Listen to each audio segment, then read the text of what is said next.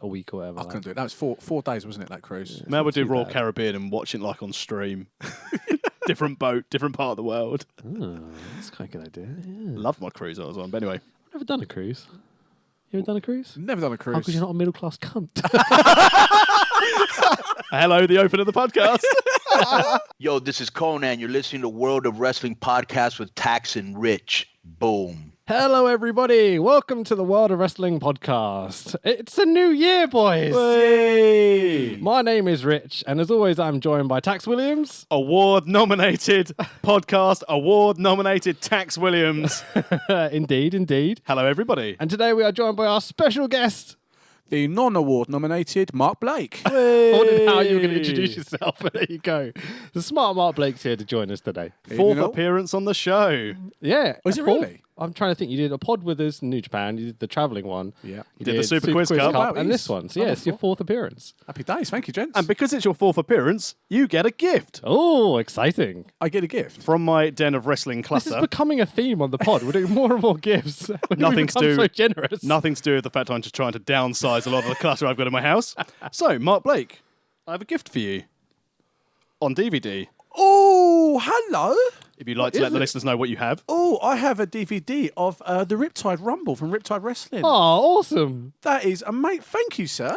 Now, Rich, because obviously, like most parents, really cool. if they give their child a birthday gift, they sometimes give their other child something a bit smaller just so they don't feel left out. What we used to refer to as unbirthday gifts. Unbirthday gifts. Well, obviously, before Christmas, I got you a little Funko Pop of Kenny Omega. You did, yeah. I thought I'd go for something similar, but definitely not as good. Okay. Here is a gift for you. What is this? Oh, no. My favourite wrestler in the whole entire world. It's Flash Morgan Webster. Yes. What is this? I believe when you open it, you will find it's a mini Flash Morgan Webster action figure. Heavy Crate Champions. I've never heard of this. Oh my God. I've got to admit, that's actually pretty cool. That's actually pretty funky looking. Looks a bit like a minion. It does, but yeah. I'd rather watch Minions. Oh, wicked, man. I love the meme gift. That's the best ever. Happy New Year, everyone. Thank you, sir. Oh, that's awesome. Well, cheers, mate. Thank you very much. I got you a big green elephant thing, but it's more for your kid than you. I don't think she's going to be seeing the big green elephant. Similar to people stealing gifts from their children a la Super Quiz Cup. This elephant is staying with me. That didn't take long. Shh, quiet. Mate, I've listened to Super Quiz Cup back, and I think it came out so well. And part of the game we're going to be playing at the end of today's episode is to do with how that whole thing finished and how you're rivals on separate teams. But today's podcast is going to be New Japan Pro Wrestling's Wrestle Kingdom 13. Happening at the Tokyo Dome. The commentators put over there was 40,000 people there, but there was actually 38,162 according to Cage Match. Yep, that's the number I found. So that's still a lot. It's not bad for inflation. It's better than WWE standards, isn't it? Yeah, I'm just going to refer to it as 40k from now on, but we've made the point that it's actually 38 because, you know, some cunt out there is going to pick on it. Yeah, and the fact on Being the Elite, they were saying beforehand that it was the pre-sales done like 35,000 on pre-sales. So that's phenomenal, even more than they did for 12, wasn't it? Yeah, definitely more. Yeah. This is the longest they've done, the most they've done in 20 years, I think it was, they said. Yeah. Yikes. It's crazy. So this was on the 4th of January 2019. We are recording this podcast today on the 9th of January, so 5 days after the event. So we jump straight into a cold open, pan across the Tokyo Dome audience, and the first match is announced. We're in the pre-show at this point, so there's no opening package, there's no pyro, there's nothing at all. We're literally just straight into the gauntlet match to become the number one contenders for the Never Openweight 6-man Tag Team Championships. God damn, that's a mouthful. It's amazing that the other boys were busy. I mean, I know they had other matches, but it's a case of, yeah, just leave them be. What do you mean? Well, you know, they're like, oh, we could bother. You know, we won't worry about this. We'll just put this title match on New Year's Dash. It'll be fine. Don't worry about it. I don't know what you're getting at. Well, Oh, the 6-man yeah. for tomorrow. Okay, Yeah, sorry. I say tomorrow, as in the day after Yeah. the thing. Yeah, I see what you're saying. Yeah, I thought it was weird that they didn't have the Rumble this year. I missed the Rumble. Yeah, I didn't hate this gauntlet match, but It was all right, but it wasn't the Rumble, which is what I'm used to now. yeah. And it was long. It was, 30 minutes, wasn't it? I know, obviously, you're going to do a pre-show, but for a pre-show match, it's like, if you're going to have 4 hours of wrestling and bang on another half-hour match to start with, Yeah. where people aren't overly into it. Well, this is meant to just be not even really part of the show, like not like WWE's pre-shows are, where they are kind of part of the show still. This is meant to be completely just like, well, watch it if you want. You know? Like, yeah. we obviously all did, I'm assuming. Oh yeah. Oh yeah. Okay, cool. Let's quickly, what we'll do is this podcast in general today, we'll run through the card fairly quick, a bit faster than we usually do, right? And then we can just talk about pro wrestling in general because so much fucking shit has happened in the past, like, week. God damn you, Mandy Rose. It's the best thing to talk about.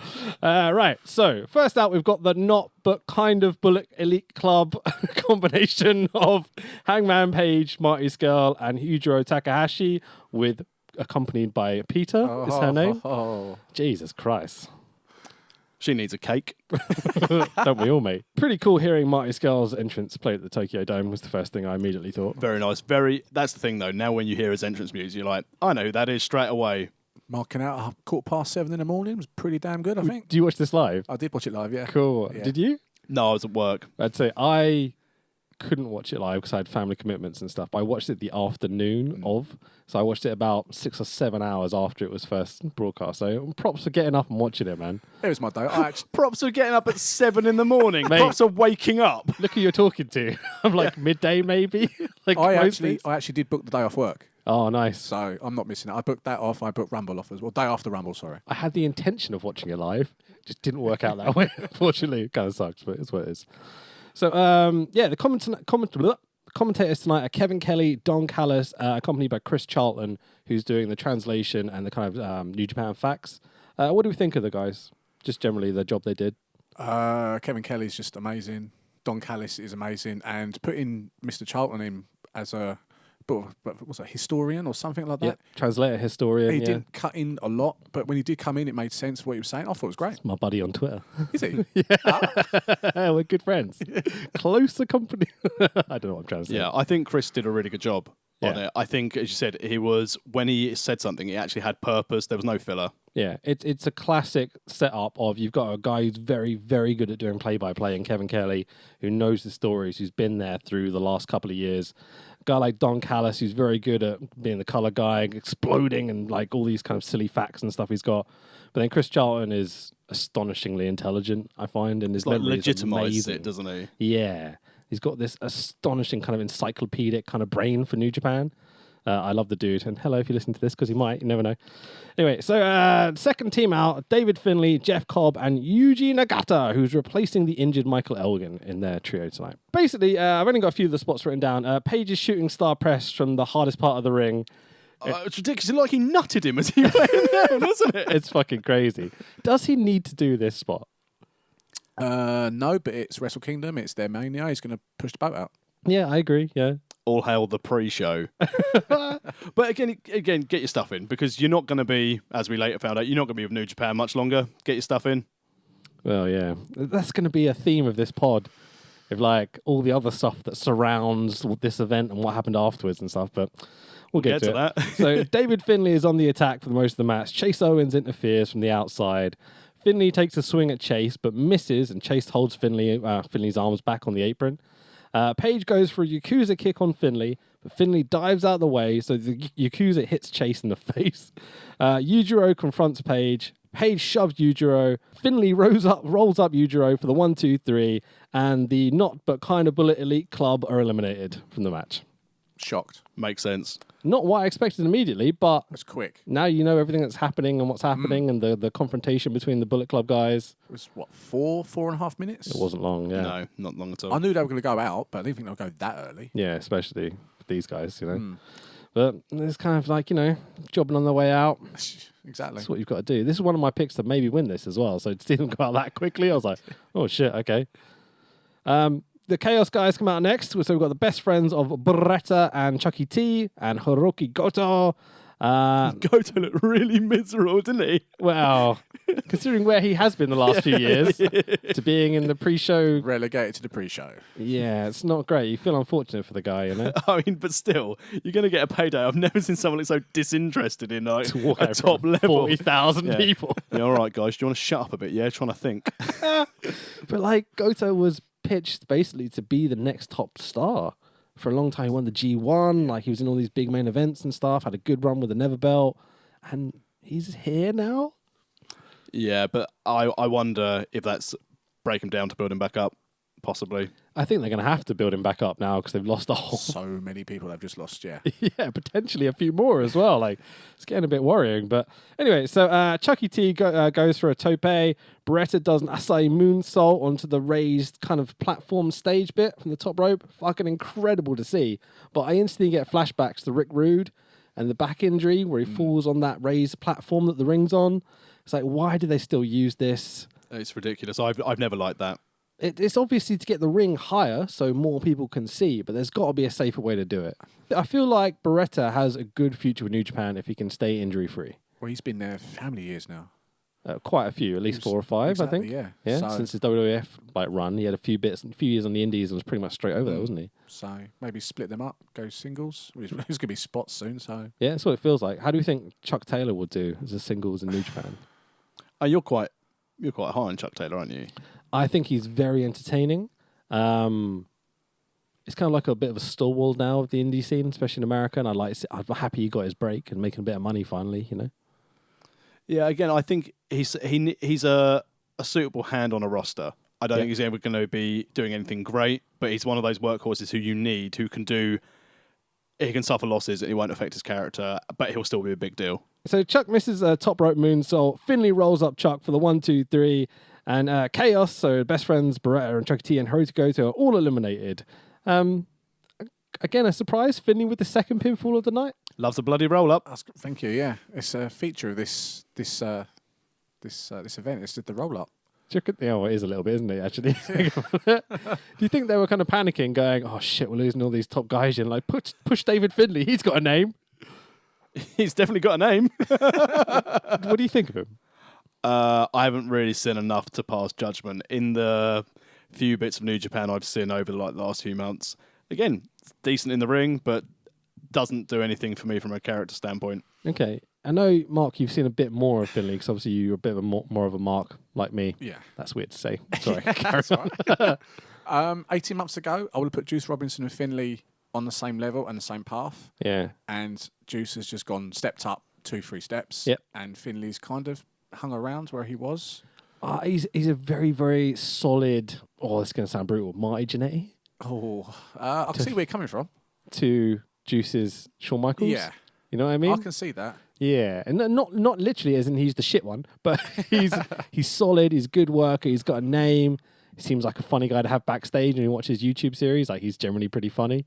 I don't know. I like the guy. I really do. I think he's got a lot of potential. Again, very young still. Again, the theme of the pod, there's going to be lots of spots opening up, so he can easily slide on in there. Yeah, totally. So next out, we've got Suzuki-gun of Davey Boy Smith Jr. and Lance Archer, the Killer Elite Squad, with their tag team partner, the God Among Men, Minoru Suzuki, my favorite wrestler in the whole entire fucking world right now. These guys were my pick to win this. I couldn't see how the Killer Elite Squad and Minoru Suzuki were going to lose to any of these other trios in this. Who did you guys pick to win this, by the way? Exactly the same. KS? I was just hoping to see Suzuki against Nagata. And I was very happy, yeah. Well, there was it Wrestle Kingdom 8 or something? They had a fucking barn burner? Or was it someone else? 7. No, it was 8.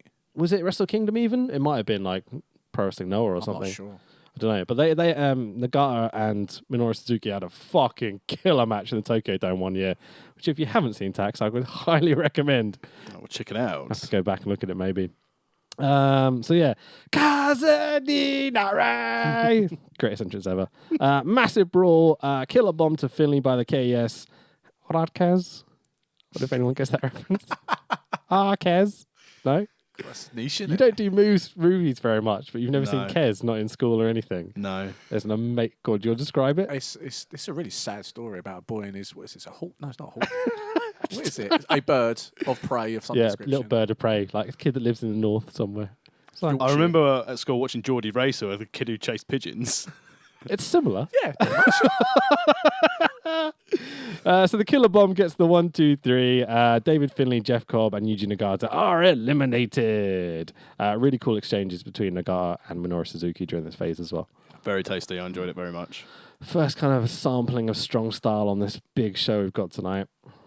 Next up, we've got Taguchi, Makabe, and Yano, who I guess we're calling some sort of Chaos. They called themselves the most violent wrestlers I've read. Yeah, I wrote down most violent players. Well, MVP was their old tag back in the day that then eventually kind of.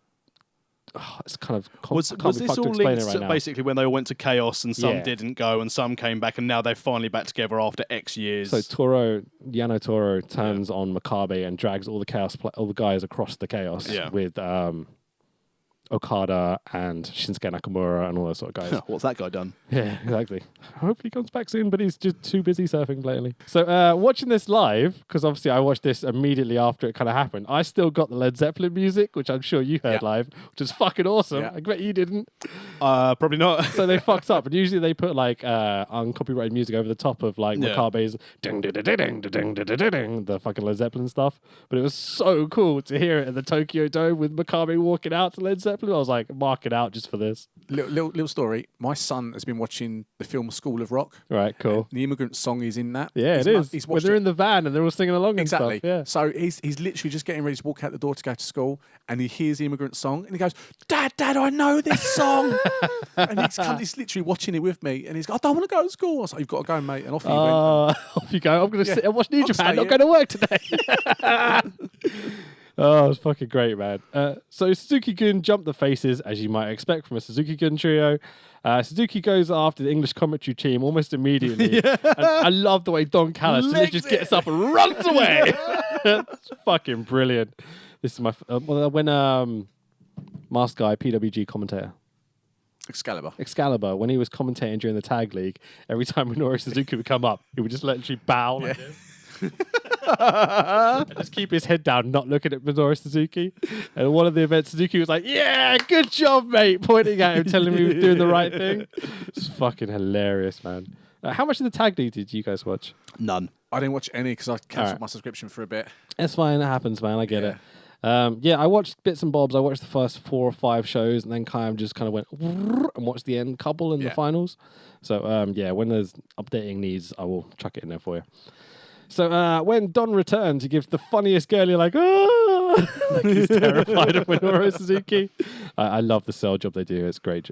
Really, really funny. So Taguchi and Suzuki find a really, really fun. After the exchange, Taguchi tags out and collapses on the guardrail. Hilarious, which I think is just fucking hilarious. Your comedy guy against your scariest guy in the whole company. It's like, best thing. this is perfect pro wrestling, right? It's what New Japan do best, isn't it? The fact that anything that Toru Yano's involved in, I love that guy. I think he's the best. I love that they've kind of combined Taguchi and Yano now. So Yano kind of goes and does his silly stuff and looks at Taguchi and is like, "What do we do now?" And Taguchi's like showing him all the baseball signs and stuff. like this is fucking hilarious. Like that's a tag that was built to happen. Like I'm so happy that's happened. So KES just can't put Yano away. They try their best. Kaz try to double team Makabe. Kaz no sell Makabe's double clothesline. Yano smacks both of Kez in the balls. I keep calling them Kez now just because it's popping me more than anything. Yano rolls up Davey Boy Smith Jr. for the 1, 2, 3, and for fuck's sake, Yano ruins all my picks because he's a sneaky cunt. Every time, Yano spoils my picks. But he's the best. I was not happy with Yano winning this, or at least getting a pin. I wrote on Twitter, "For fuck's sake, Yano," and that was it. Yeah. Damn it. I'm just happy. I enjoyed it. Just Good, love Yano. good gauntlet. I really enjoyed it. It wasn't the Battle Royal. The Battle Royal was something special. I wish they'd still had it. I think you could have done both.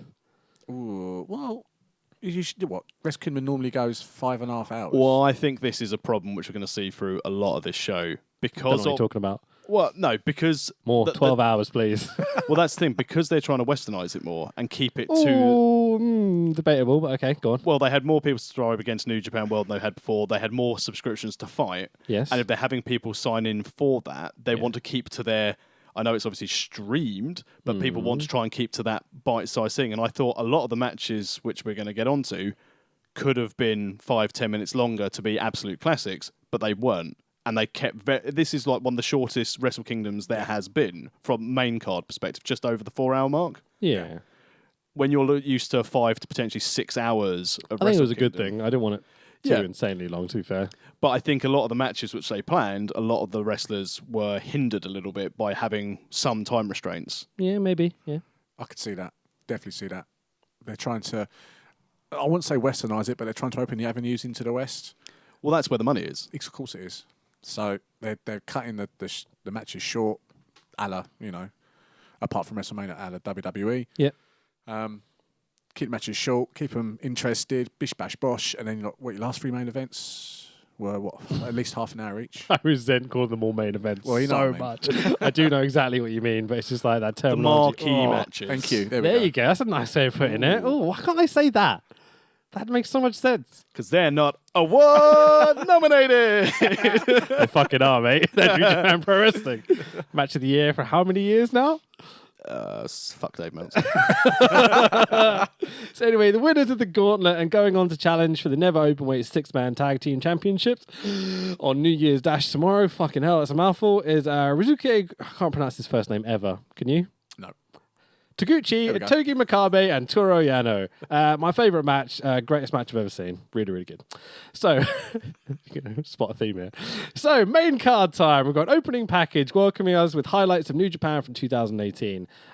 Just go over the bits they highlight quickly. So, I think these are some good talking points as well. Omega's title win. What's he ever done? Do you know what he's done? He's left New Japan in the lurch. That's what he's done. That's what I was going He to may say. have, yeah. See you, Kenny. The fact that they put the belt on him halfway through last year, finally, and he only lasted, 7 months? Mm-hmm. And now he seems to be gone. He's definitely gone. I don't know. He's definitely gone. I'm And intrigued to see what deals come from all this. But he's going to the E. E? Really? Yeah. Nah, Yeah. never. I think so. Did you watch Being the Elite this week? Yep. The counting clock It and could the be phone. a swerve. Yep. I think it's a swerve. Could be a swerve. The Mate, phone at the end was great. I thought that was a very nice touch at the end because you're like, oh, what's this doing? To find his phone, very, very good. But I still think it's a swerve. Tony Khan's got the money to offer it, but I'll be so disappointed if he ends up in the. I just can't. See I'm just going to throw it happening. out there though. He goes there, becomes a top star, leaves and goes to AEW. How old is Kenny Omega right now? Maybe we won't do a whole discussion on every talking point in the opening package. Holy shit, he's 35. So that's what I was thinking. Kenny Omega's 35, right? He's only got a few years left. Is he doing a Shinsuke Nakamura and going to WWE so he can go surf and retire and make a fuckload of money? He's going to make the money. I think this is all part of the plan. He's going to go there for 2 years. He's going to be their top guy, and when it's going to come to contract negotiations, AEW be getting up steam, and then he's going to jump to AEW and be their big signing because it'll be like Cena going to WCW How's he going to be the top guy? because they don't have any top guys other than Strowman who's injured. Do you think WWE can compete with the Khans for how much money? I find it interesting that Vince McMahon tries to go for a football league, and then another football league goes, "All right, I'll do a wrestling promotion." What football league do they own? XFL. Do they? No, Well, no. they own the Jaguars. Yeah. Oh, do they? The Jacksonville Jaguars. And oh, Fulham. And Fulham, I knew they owned Fulham. I didn't realise they owned Yeah. actual Jacksonville. That's links to Cody Rhodes wearing Jacksonville Jags colours Right, yeah. and hosting it in Jacksonville. Okay, that's fine. So Omega's title win, Naito losing to Okada again, Jericho versus Naito and LIJ kind of feud with Evil and stuff as well. Really, really cool year. Anyway, the Kota Omega Bullet Club kind of story that's kind of happened throughout the year. Okada's insane run with the strap and the 3 years, whatever the fuck it was. Like, my God, I love this man. We're going to get onto Okada later, but... Zack's New Japan Cup win. Come on, Sabre. For the UK, mate. Ishimori's debut. Junior title tournament. Best of the Super Juniors. Hiromu's big win and neck injury and stuff, which kind of sucks. I wish he'd come back on the show, but still nowhere to be seen. Honma's return from a broken freaking neck, so it's proving it is possible at least. Okada and Jay White and their feud. The resurrection of Tanahashi's career and the G1 win leading to this. Gado's turn on Okada and the new Bullet Club kind of set up. Shingo joining LIJ and debuting. Omega, Kota, Tanahashi, Okada all involved in the main event storyline. And Evil and Snarder's World Tag League win. Pretty decent fucking year, boys. Not something that we've spoken about in previous pods. There is something to be said for long-term booking. And Gado's nailed this with his top guys. If this is the last of like this New Japan kind of golden period where they've had a whole bunch of top guys in, a whole bunch of top Japanese stars that all had these awesome fucking stories kind of evolving over the last few years to this moment, what a way to go out. Like, you know, This year's been incredible. been packed. I watched it live. I saw the package. I didn't really take it in, but hearing it back, so much has happened in the space of 12 months.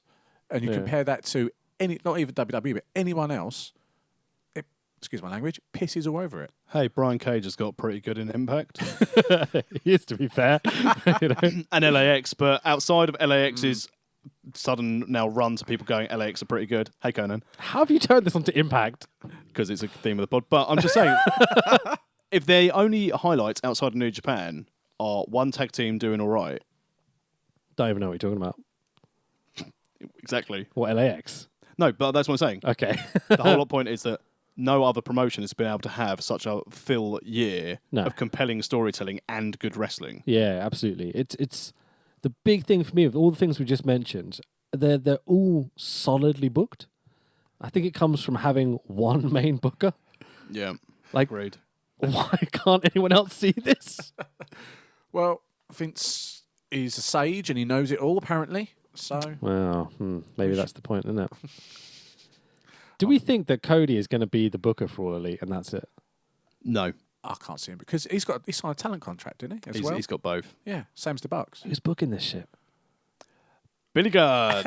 The one agent they've got so far. They're like, Road Dogg's doing a banging job on SmackDown. So, also with this opening package, you get the traditional kind of event announcements that they're going to have over the next however many, the year or whatever. So, we get more American dates thrown in. 2 days for Wrestle Kingdom next year. Now, is that definitely 2 days for Wrestle Kingdom, or is that New Year's Dash at the Tokyo Dome? Well, it's 2 days at the Tokyo Dome. I think they're getting rid of New Year's Dash and replacing it with a second day. Yeah, at the Dome for another Wrestle Kingdom. So I don't know. Nothing's been announced. All we know is they're doing 2 days at the Tokyo Dome, and that's it.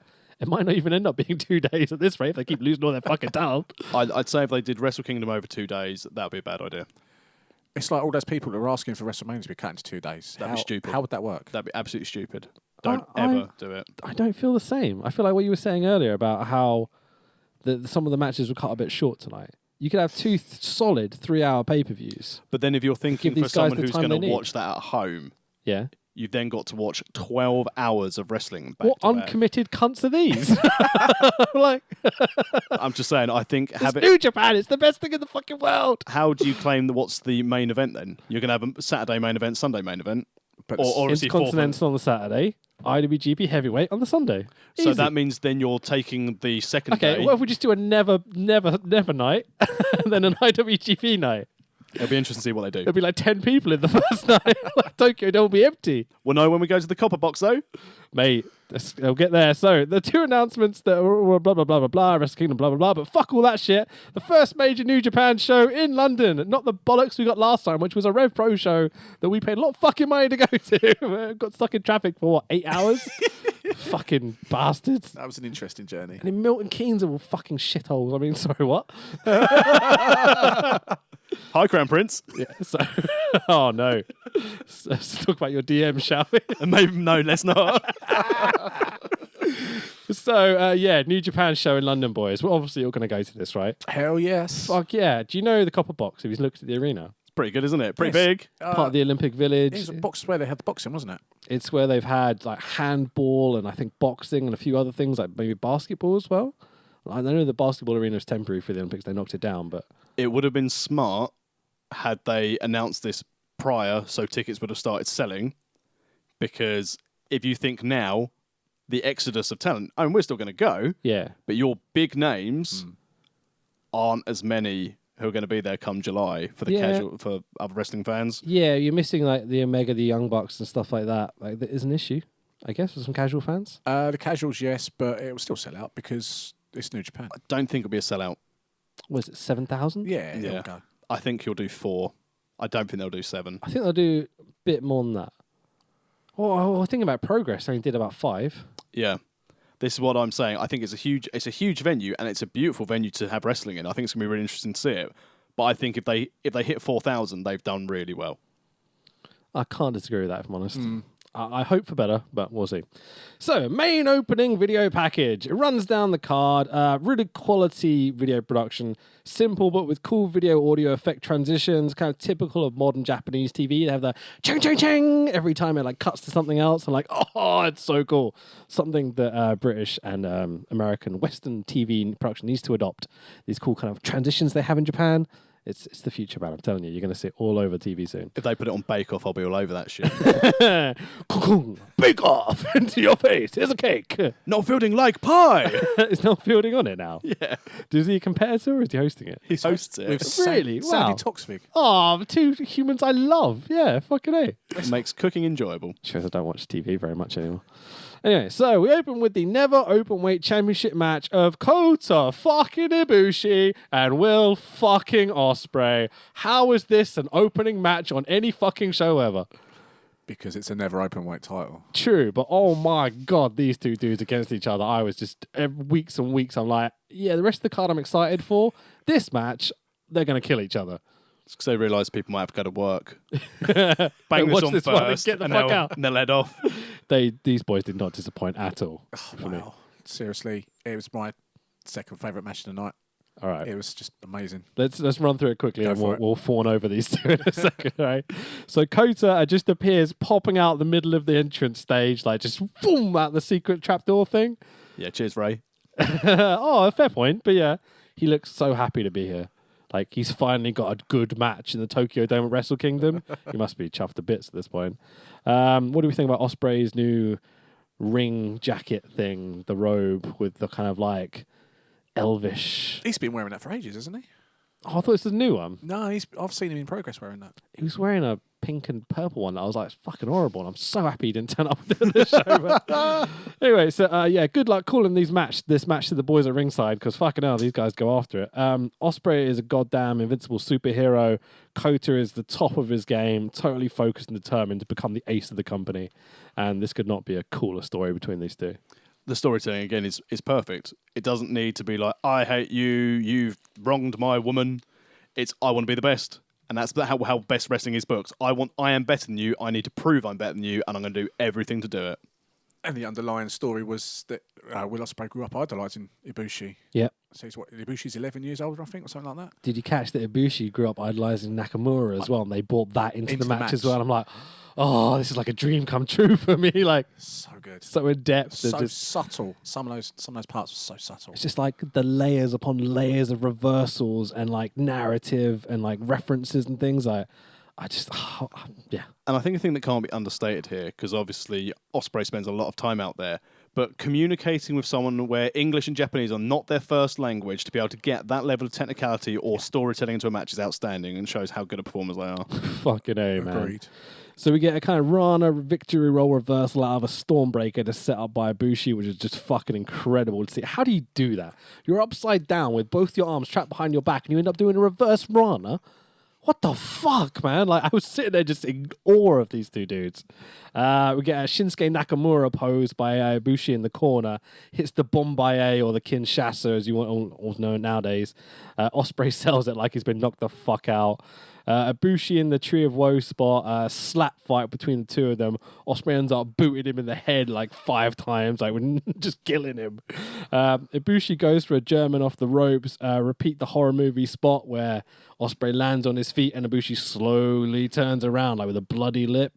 Like, holy fucking shit, lads. Like, out of way to tell a story in the ring. Ibushi just can't hit the Kamigoye every time he tries it. Ospreay like dives out the way or reverses it into some sort of neck breaker combination or something. Massive crescent kick by Ospreay, stuns Kota. Ospreay does the reverse running elbow thing he started doing, which has got the hidden blade, he's calling it now. Yeah, it's an Assassin's Creed reference. Oh, is it? Yeah. Oh, okay. I had to look that up, so I didn't know. Nice, good to know. Well played. You could have like cool bonus geek points there. No. I'm not an Assassin's Creed guy. But he basically knocks out Ibushi here. Like, I had a couple of people that told me, like, oh, he's legit knocked loopy. And I was like, I think it's a good sell job. I think it was it was definitely a work. I don't think... A concussion, how can you have a slight concussion? You either have one or you don't. Yeah. I think it's degrees of concussion. Is there? I assume he wasn't at New Year Dash. Well, Ibushi? Yeah. No, I don't think so. So well sold But- or genuinely hurt. But is this setting up for a big comeback? Because obviously, just to finish the match, Yeah. Ospreay hits the Stormbreaker for the 1-2-3, and new openweight champion Will Ospreay. I'm going to say and new many times this evening. But I think the whole thing of the big sell for Ibushi afterwards with the stretcher and the concussion and everything is so that in a couple of shows' time they bring him back. Jay White's already beaten Tanahashi for the belt. Ibushi, Jay White.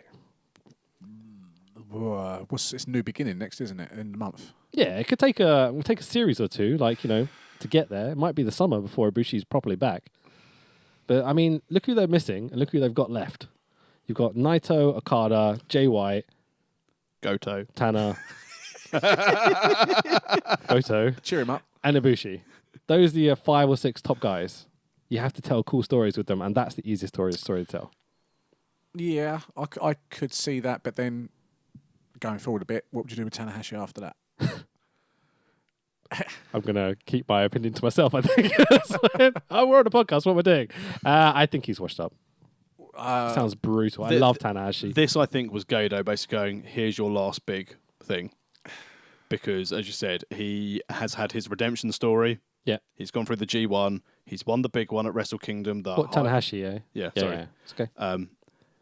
But there's nothing else. There's no appeal for him other than the fact that he is now essentially New Japan John Cena. Yeah, he'll stick around. He'll do the traditional veteran in New Japan. He'll do more movies. Help to put over the young boys and stuff like that as well, like work and beat the shit out of them and stuff. Like, he'll be fine. He'll be there for a long time. But he's not a top guy anymore. No. We'll just have to wait and see, won't we? Yeah.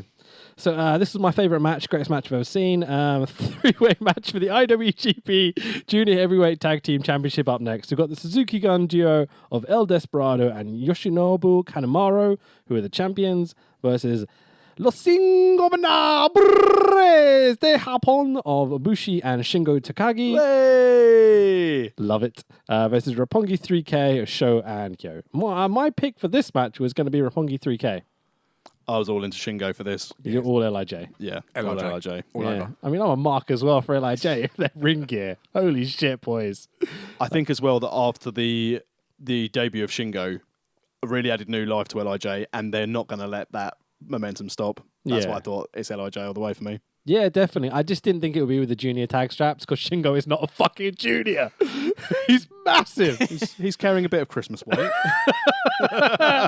So we also get Rocky Romero on commentary for this match as well, which this year, Rocky Romero has impressed me so much. I love him on commentary. I love him in the ring. He's come out of his shell a bit, really, hasn't he? Yeah. It felt like he was a bit disillusioned with the industry for a few years. Was just kind of coasting through. Well, he split with Trent, wasn't it? And then Yeah, He even was- before that, I thought it was kind of Really? like, he was there, but never really like pushing himself to his full potential. But even with like the Jay White stuff this year, I think he's had something to work with as well. you know? that's good. Yeah, cool. So the ring gear for LIJ is fucking on point. Shingo with the dragon mask, the traditional Japanese stuff, and Bushi with the giant kind of Native American headdress stuff that he wears around. Absolutely beautiful. Fucking awesome. Sho and Yo won the Junior Tag League. You didn't catch any of this either? You? Didn't watch it, but knew No about it. worries. They had a great run. And this is actually a rematch, this triple threat, of the finals of the Junior Tag League, because all these 3 teams ended up with the same points.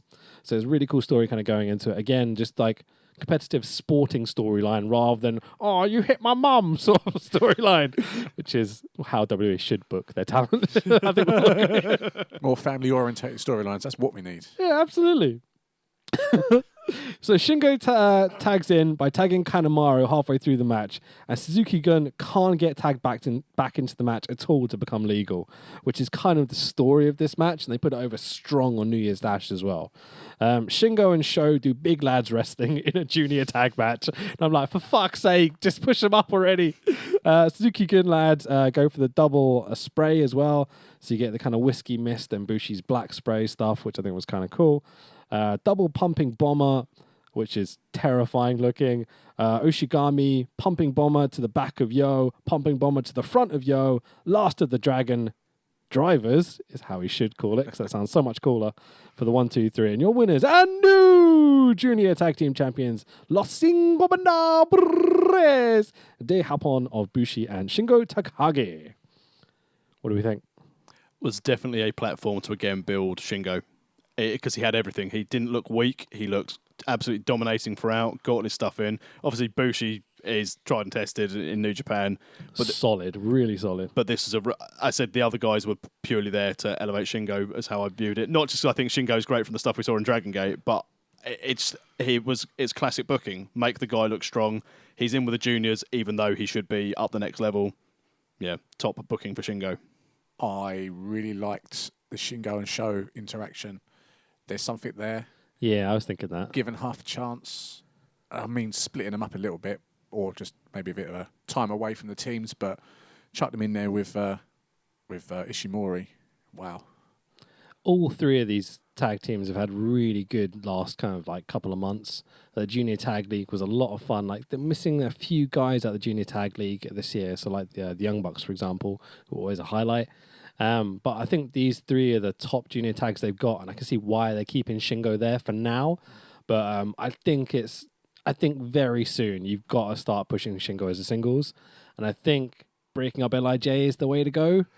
As brutal as that sounds, I think you can keep LIJ under Naito with some guys, but I think Shingo makes a good heel foil to Sanada as the new ace face for New Japan. Or even watching Shingo Sanada or Shingo versus Naito would be amazing.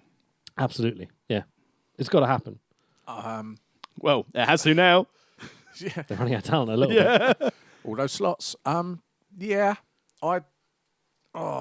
I'd keep them together at least until summertime. Yeah. And then, as you said, start. They've got a Suzuki-Gun feud to do first. So. Yeah. But yeah, definitely. I can see that split happening at some point. I don't want LIJ to go, but how long have they been together now? 4? Jeez. 4 years? Yeah, it must have been. I'm thinking when Naito came back and when he formed LIJ, it was about 4 years now. Yeah. So, we'll see. But Yeah. it's certainly helped elevate. It's been a really good vehicle to get people over, and isn't it, LIJ? Naito was shot before he went off to Mexico and came back with this awesome gimmick. I love that Almas is currently talking about Tranquillo and coming out with the mask and doing the lazy spots and stuff. Yeah. Like, this little crossbreeding of gimmicks and stuff. Like, it really, it's over with me. So Kanemaru and Yo get into a bit of a shoving match at ringside, setting up more junior tag stuff down the future. Again, this was my favourite match, greatest match I've ever seen. So next up, we've got the Rev Pro Undisputed British Heavyweight Championship match. England! With Tomohiro Ishii, our champion, versus Zack Sabre Jr., who is accompanied by Taka Michinoku. Wait, where's your wifey gone? Where's your wifey gone?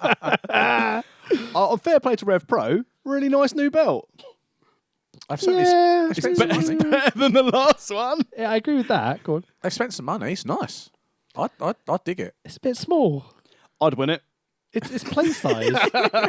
You would have thought, like, you're trying to put yourself as the top British company. You make it a bit bigger, have a decent sized belt, spend some money, like. Well, it looks good. It's gold. It's flashy. And it says Rev Pro rather than Revolution Pro and stuff like. It's a British Championship. It's not World Championship. So. Yeah, true. But Can't have it too big. Maybe this is my problem with Rev Pro at the moment, though. It's that non-committal to being the best.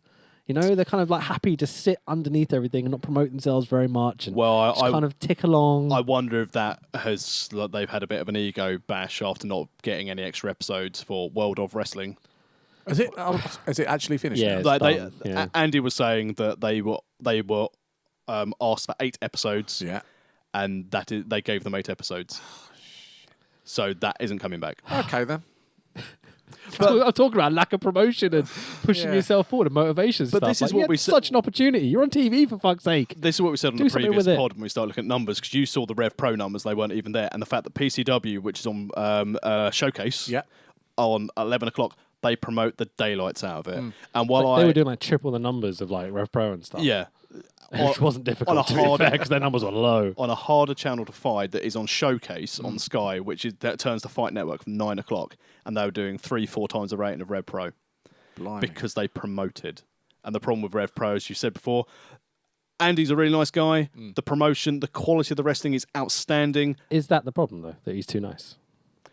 Well, I don't think it's a case he's too nice. I think he just doesn't promote his company.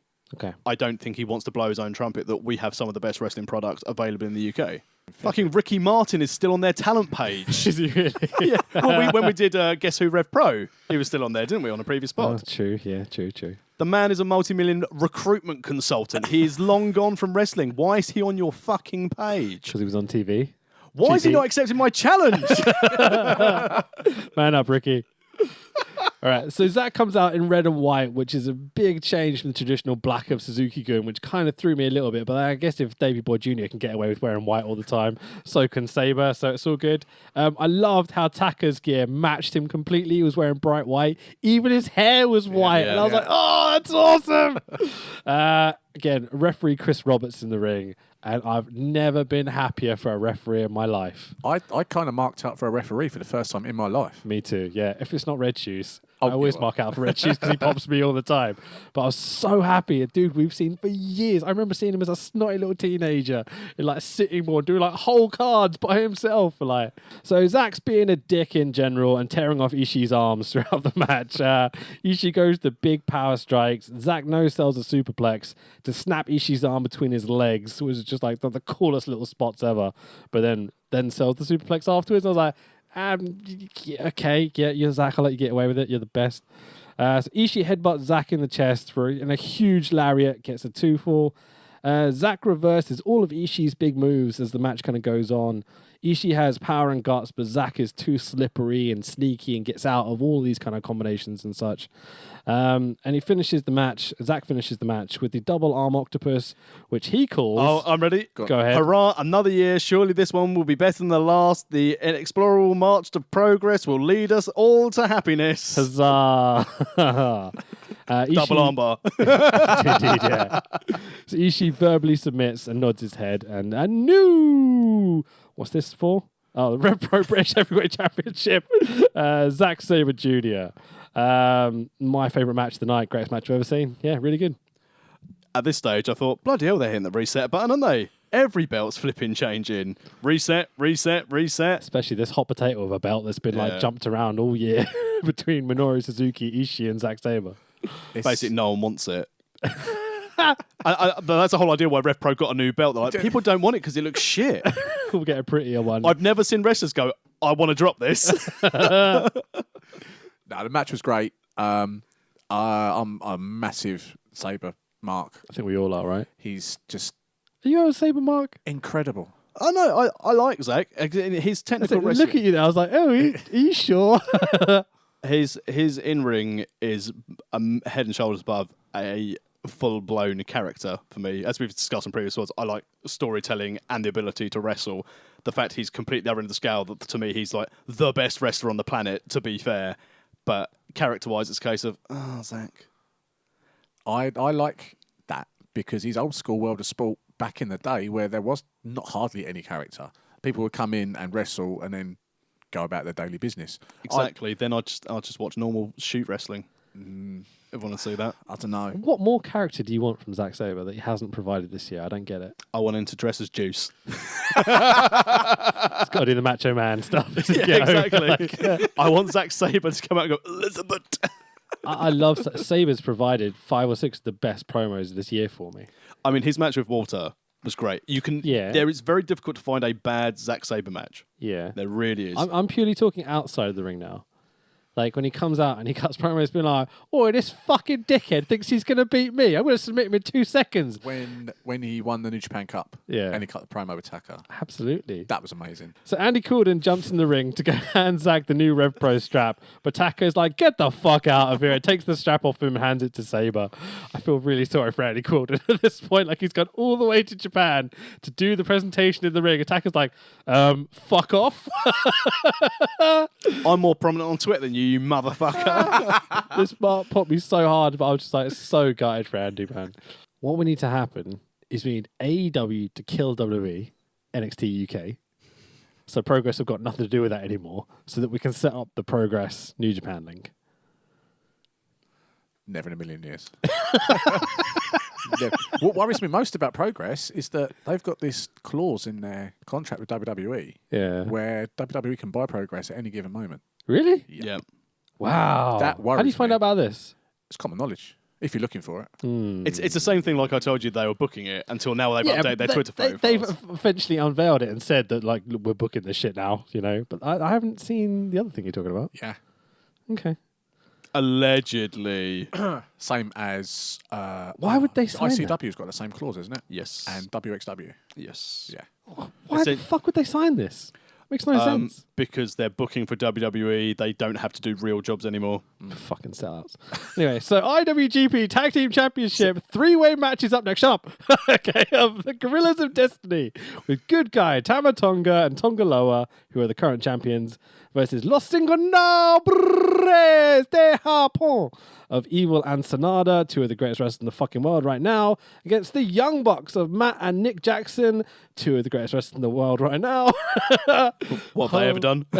Fucking hell, boys. This match. Like, again, do we need a triple threat here? Like, Getting everyone on the big card. it is a bit, isn't it? It's Like, payday. It's definitely a payday. yeah. I think I would have preferred to see in a 1-on-1, well, a 2-on-2 tag match. But, yeah, it's okay. So we've got the Young Bucks out first. Sonada carrying both the tag league trophies on his entrance because Evil can barely see what he's doing. He's got his hood over his thing. He's got a staff in one hand, his big kind of like laser show thing in the other hand. Like, it's awesome, but I just don't want him to fall over. That's all I was thinking the whole time. I was like, don't fall off the ramp. Don't fall off the ramp. Don't fall off the ramp. Can you imagine Sonada's doing this going, I don't want to carry the fucking trophies. And Evil's like, it's You're not the gonna Rev Pro belt, mate. You're going to make me carry this shit all the way to the ring. I'm going to be knackered by the time I get there. I was just pointing out that with LIJ, with Sonada and Evil, New Japan need to hang on to both these dudes desperately because they're the next generation of top guys. I think. We've said Sonada is the next big thing out of this whole promotion several times. Should Evil is a great foil to Sonada at some point as well. Uncle Vince is already sniffing around Sonada. Yeah, but Yeah, they'd be smart too. Because fucking hell, that boy's good. considering how bad his run in the States went before. That's what I mean. And what Nakamura's been booked. It was more of a junior run. It wasn't really established and stuff. Now when you see his full established character and the gimmick and how good he is in the ring with every single fucking style under the sun. But the thing is, though, would an American audience get the gimmick? Mate, you watch him wrestle 2 or 3 matches, he'd be over as fucking Rover, mate. Yeah, but that's... Thanks, Conrad. Sorry. Still in that phrase. Roll Tide! But would they give him the chance? This is the thing. He needs to have good matches. He can't have 5-minute TV matches against fucking Titus O'Neil. All I'm going to say is... Cheers, Kushida. Hangman Page, Kenny Omega, Puck, Sonada. Oh. But WWE only signed one of those guys. Can you imagine them all in All Elite? Sonada is the top guy in All Elite would be over as fuck because that audience knows New Japan pretty much. Yeah. But we've got to not get ahead of ourselves because they become top heavy. People then be like, oh, well, why isn't he the champ? Why isn't he the champ? They're doing the right thing, they're drip feeding it, which is why I don't think they'll plow the money in to get some of these big guys to start with. I think you underestimate how much money the Khans are going to spend on this. I know how much money the Khans are going to spend on it, but also it's sensible. They're not going to just blow their load and have 20 of the best wrestlers in the world, because 20 of the best wrestlers in the world won't want to be opening card or not on the show. Where'd you get to 20? I mentioned 4. No, but I'm just saying, because if you want a promotion, you're going to have them all. See, this is the problem, I think, with a lot of way people see pro wrestling at the moment. I think there's big, bloated rosters, WWE, and the smaller, more refined rosters, I'm just going to throw out SCBW there, for example, work a lot better for me. I find it interesting. I think there's better stories, more established, I don't know. I just prefer it. People get more time. We've talked about this before. Everyone gets a bit more money and stuff. Not necessarily SCPW, but you know what I mean. Okay. I want All Elite to have, 30 to 40 really solid guys and girls and just keep them as that for a long time. I think it all depends. And, we're probably cutting into what we're going to talk about later, which we'll get to. But we're already shitting on all our letter gimmicks anyway. Don't worry about it. For All Elite, it really does depend on what their presentation is going to be. I like the fact they've trademarked Tuesday Night Dynamite and the fact that the Khans have a link to TNT in the States. I think that would work beautifully if they had Dynamite on TNT. But imagine if Ted Turner comes out in some of this. It's going to be amazing. It's got 98 all over again. If they get network television, they need to have all these big wrestlers to start with. I think there will be no TV deal to start with. There will be purely a streaming service. Yeah, TV's dead. I'm going to say exactly the same thing. They will keep everything quiet up until, was it Double or Nothing? They'll do Double or Nothing in May. Yep. Then they'll announce the Jacksonville show then they'll announce some kind of streaming, like a monthly pay-per-view. Yes, I agree. We'll talk about the rest at the end, I think, at this point. So, oh my lord, God have a new entrance music, video, and gear. The full Tron level headsets, masks, and stuff. Like, fuck me, this is awesome. That really was. I saw the was it like I got Iron Man vibes out of that. But, Yeah, definitely. but yeah, that was so good. really cool. I love the new theme music as Music well. rocks. Yeah, it's really good. It suits them down to the ground. Tamatonga's the coolest man in existence. Yeah. Do you think with Tamatonga, because after he was the one sort of essentially pushing Weird Bullet Club, you guys can fuck off? Yeah. Is this part of a slow build for him being this good guy character to be a top level star, or do you think they've missed the boat with him? I think it's all so he can just be an evil cunt at some point and then look back and be like, course oh, it is, look how nice I am. Yeah. There's definitely like during the matches you're going to talk about, he stops Tangaloa from doing a few bits and bobs. There's going to be a swerve later on down the line. It could be, knowing Gato, it could be a year down the line. Yeah. I just think he was so hot coming out of the whole Bullet Club thing.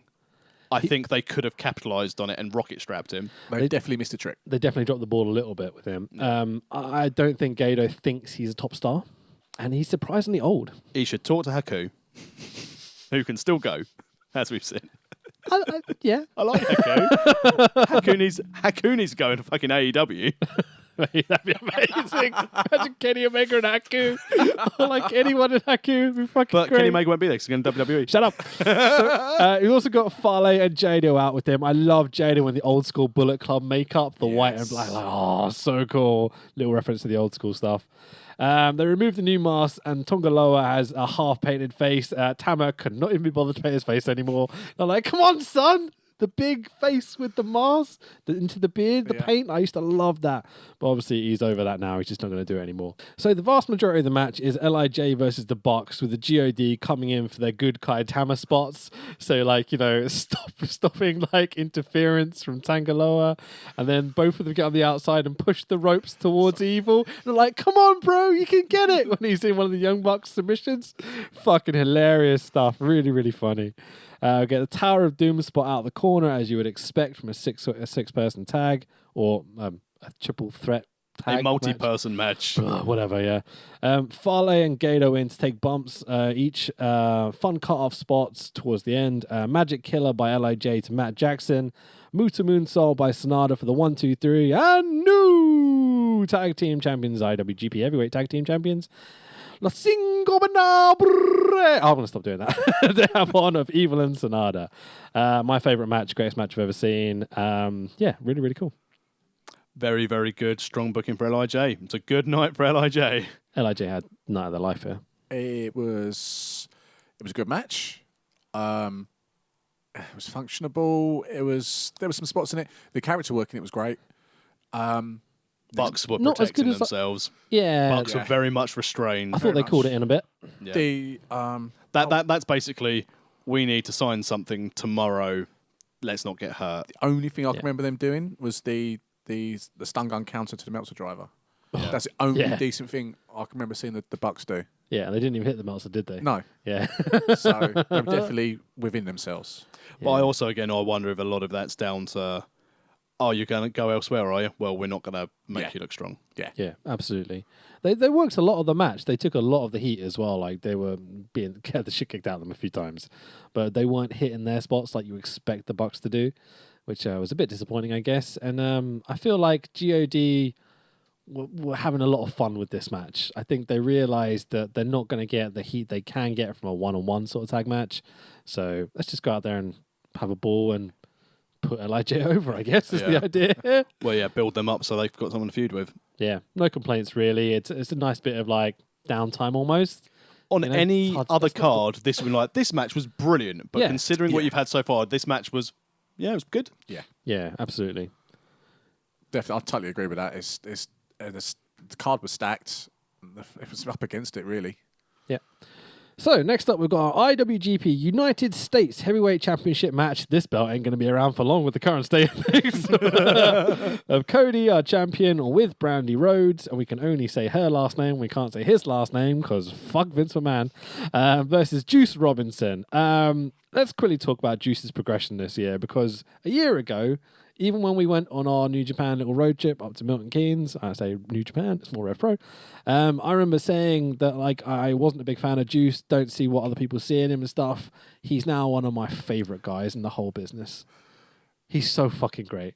Well done for character development. Yeah. If there's ever a poster child for someone who says, outside of obviously having a lot of money, like Rhodes and the Bucks have done with their Hot Topic deal, here's where you can go and make some money, have your connections. So obviously Matt Bloom sent him over there. Yeah. It was going to be It was like one of those strong suggestions of you will have a nice time out there. Nudge, nudge, wink, wink. Get the fuck out of the WWE. Here's this phone number. I'm just going to leave here. I'm just going to dial it in your phone and press call and run away. See you later. Bye. Yeah. Oh, hello, my name's Gator. That sounded really racist. Sorry. You're Roberts?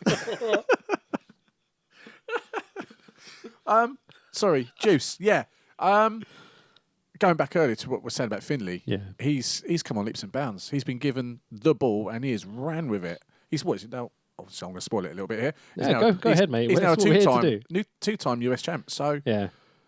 he's definitely got the fire under him. I mean, for someone who would class themselves as a casual New Japan watcher, if you put him and Finlay next to each other, I'd be like, here's the star and someone else. Yeah, absolutely. I can see that. Again, don't get me wrong, Finlay's great in the ring, but there is no X factor to him. He's got Juice has got a connection with that crowd. He is a total white meat babyface. Yeah. Yeah, he's just become a big star in New Japan quickly as well. I remember when they first came across, there's lots of talk about making him that star straight away. And I think they were very smart. And I think it was partly his doing. Kevin Kelly always talks about it. How Juice went, no, let me be a young boy. Let me work my way up. And I think that's the best thing he possibly could have done. Really smart. Most definitely. He's that's just paying dividends now. Yeah. I wish he'd stop using the unprettier as a finish. But anyway, I just don't like it. It doesn't work. We swung this on the previous pod about this finisher. It's not realistic, is it? No. Who was the guy that did it? The guy who invented it? Oh, I can't remember his name. Tommy something? I don't know. Was it Tommy Rogers? Oh, I think it was. Yeah, there we think it go. was Tommy Rogers. Yeah, Tommy Rogers. The way he did it was incredible. If you've never seen him do No, I've this, never seen that. the guy who invented the move. It's amazing. He kind of hooks the arms up, and as he turns, he drops. And so it's like It's a like swinging fluid neck motion, breaker. Yeah. And it's like, it looks scary when he does it like that. Because the guy taking it has got no time to level up the neck. So occasionally they tuck, and it's like, oh shit, he's gonna die. All right. Because And the one we saw on ECW, he flipping he died. pretty much died. Yeah, it was horrible. Is there any truth to the fact that Cody was hurt going into this? Because he's got a knee injury. He needs op, doesn't he? Yeah, he's having surgery. Yeah. So I think that impacted on this match. Look at you and your medical terms. I found that on the web. All right, Gorilla, chill out. It was on Pornhub. Wife, that was not me. So Cody in the match feigned injury early, which is great heel stuff. He's just instantly like, fuck it, let's be a heel in this match. Juice up top, Brandy in the ring, laying over Cody, protecting him, stopping Juice from doing the move. Well, Brandy. Yeah, totally would. Brandy fronts up to Juice in the ring, but Juice isn't having any of it. She's like, she's come on, the hottest punch chief me. brand officer out of all the American promotions. Cody distracts the ref. Brandy gives Juice the bionic spear with her titanium shoulder, whatever it is now. This is fucking great spots. Ref sends her to the back. Crossroads. The only time we can mention Cody's last name in context of him is when we name his moves. Juice kicks out of it. Some cool finisher reversals here where they're both going for the finish, but neither of them can hit it. Juice hits the Crossroads on Cody. Disaster kick by Cody Rhodes. Kind of a messy pulp friction. The unprettier by Cody to Juice this time. They kind of fucked up the setup a little bit, but that added to it because it's not his move, so he doesn't know how to do it. Yeah, and as soon as he turned it over, he just fell quickly. Yeah, which is how that move I think needs to be done if you're going to do it. So at least they I thought Juice sold it really well. Kind of side planted his face down. At least he knows how to take it. Didn't kill himself. It's terrifying. But two more pulp frictions by Juice finishes the match with the 1, 2, 3. And new IWGP US Heavyweight Champion, Juice Robinson. No surprises. No. I think we all knew it was kind of coming. Cody's going, obviously. So this brings me to my point with AEW. I think we all knew it was going to happen. We'd seen the trademarks, blah, blah, blah, blah, blah, blah. I didn't think it was, we're not going to do New Japan anymore. We're just going to be exclusive to AEW. And I still think this is up in the air. I think they're going to work out some sort of working relationship. I think it's because they're already going to step on the toes of ROH, and ROH have a good working relationship with New Japan. And through what I've seen so far is that AEW have made overtures to New Japan. New Japan have been like, no, we work with ROH, thanks. It's that Japanese loyalty honor system thing. And it works, the deal with ROH. In the future, though, I think it would be foolish for more promotions not to work together, because we've seen it in most indies. Everyone works better if we all work together, sort of thing. Yeah. So against the big boys. I think AEW will not be closed-minded to it, as we've already seen with sort of OWE coming across. I think, it'll be ROH for the time being. I don't think they'll team with another US promotion. Yeah. I don't know if there's a contract or if it's a handshake agreement or whatever, but as you said, the Japanese honor system, they're with ROH, they'll be with ROH until it changes. Yeah. But then that OWE, the Chinese the Chinese one. Do you know much about them? I've seen quite a lot of the Shaolin Monk stuff. Fucking hell, they're crazy. Holy shit. You're in for a surprise. Yeah, they're really special. As long as they can tell stories, I'll be all right. Not so much. Well, I don't know. It's in Chinese, so it's not like I can follow it. The action is insane. It is 150 mile an hour all the time. Let's hope they don't sign Goldberg then. But think about these OWE guys and the relationship they have with Dragon Gate and Puck coming across. Exactly. That interests me. I think there's a link there. Well, exactly, because the fact that Puck had the belt at the AEW. The Open the Dream, yeah. Yeah, I think it's going to be Dragon Gate and AEW. That shit's all over New Japan and their relationship with them, which is concerning to me. Like, I thought of it almost. I thought there was some way that we can have like some sort of territorial NWA system, whereby we each have our promotions. We have New Japan, we have Dragon Gate, we have AEW, we have ROH, and potentially WWE. I don't think they will ever involve themselves, but we can. They have their rosters, they have their signees, but like the big names like Kenny Omega can spend 6 months here, 6 months here, do these shows. Like, international travel is not so difficult nowadays. No, but I think it's more of their own content. If you had a combined sharing... But it keeps everything fresh. It keeps everyone happy. We all get to see the guys we want to see, where we want to see them and stuff. Yeah, but then from a business standpoint, do you want to give away your top star for 6 months and not get any money? Granted, you get a top star from somewhere else, but if, like we've seen with New Japan, they do 12, 18-month booking. If you've got to spend 6 months out unless that guy's injured, and it looks stupid that, Kenny's injured, he's gone to Dragon Gate for 6 months. I guess the point I'm trying to make is I want to encourage all these companies to think outside of how it's been. I think they should. I think they should work together. Yeah. But I think the fact is that you don't want to overdo it and have 17 companies all interlinking with each other. I think if you've got a group of 2 or 3 working together and sharing their top talent and building their own top talent, because if not, then again, if you've got the same talent going to a different promotion 3 months of every year, it doesn't give the new guys a chance to step up, because in 3 months' time you'll have a big star come in. Fair point. Yeah, it's... As this text just very eloquently put it, business-wise, it's not good. Fan-wise, we would absolutely cream ourselves over it, but business-wise, booking-wise, it's so difficult. Maybe the Khans can just buy everyone. We can all just have one big happy family of promotions, But again, with the Khans... It's possible, it can happen. The Khans are going to invest a lot of money in this, but they're not going to run it into the ground. It's going to be... Fucking hope not, yeah. It's going to be 5 years till they can be competition. Looks like Fulham are getting relegated, so I mean, they're not doing so great there, but we'll see. But they've invested money in it, but they're not throwing money at it to try and fix a problem. They're saying, okay, we can't fix that. If you've gone and signed the Ivorian Chavy, Jean-Michel Seri, and wondered why no one else signed him... We're getting too niched out. So yeah, this is my favourite match of the night, greatest match I've ever seen. Tiger Hattori takes a bow in the ring after the match. Seems like this is his retirement match, the referee, Tiger There Hattori. seemed to be a lot of this online that it was the end, and the fact that Juice pretty much got out straight to give him his moment. Yeah. Very respectful, very nice. Jericho posted on Instagram that was Tiger Hattori's last Tokyo Dome match. Oh, fucking Jericho, sticking his fucking nose in everything. This guy's retirement. I'm in AEW. I'm in New Japan. Fuck off, Jericho. Take your fucking cruise ship and fuck Let's off. take a moment to respect Tiger Hattori here and not bitch about Jericho. See, he stirs everything.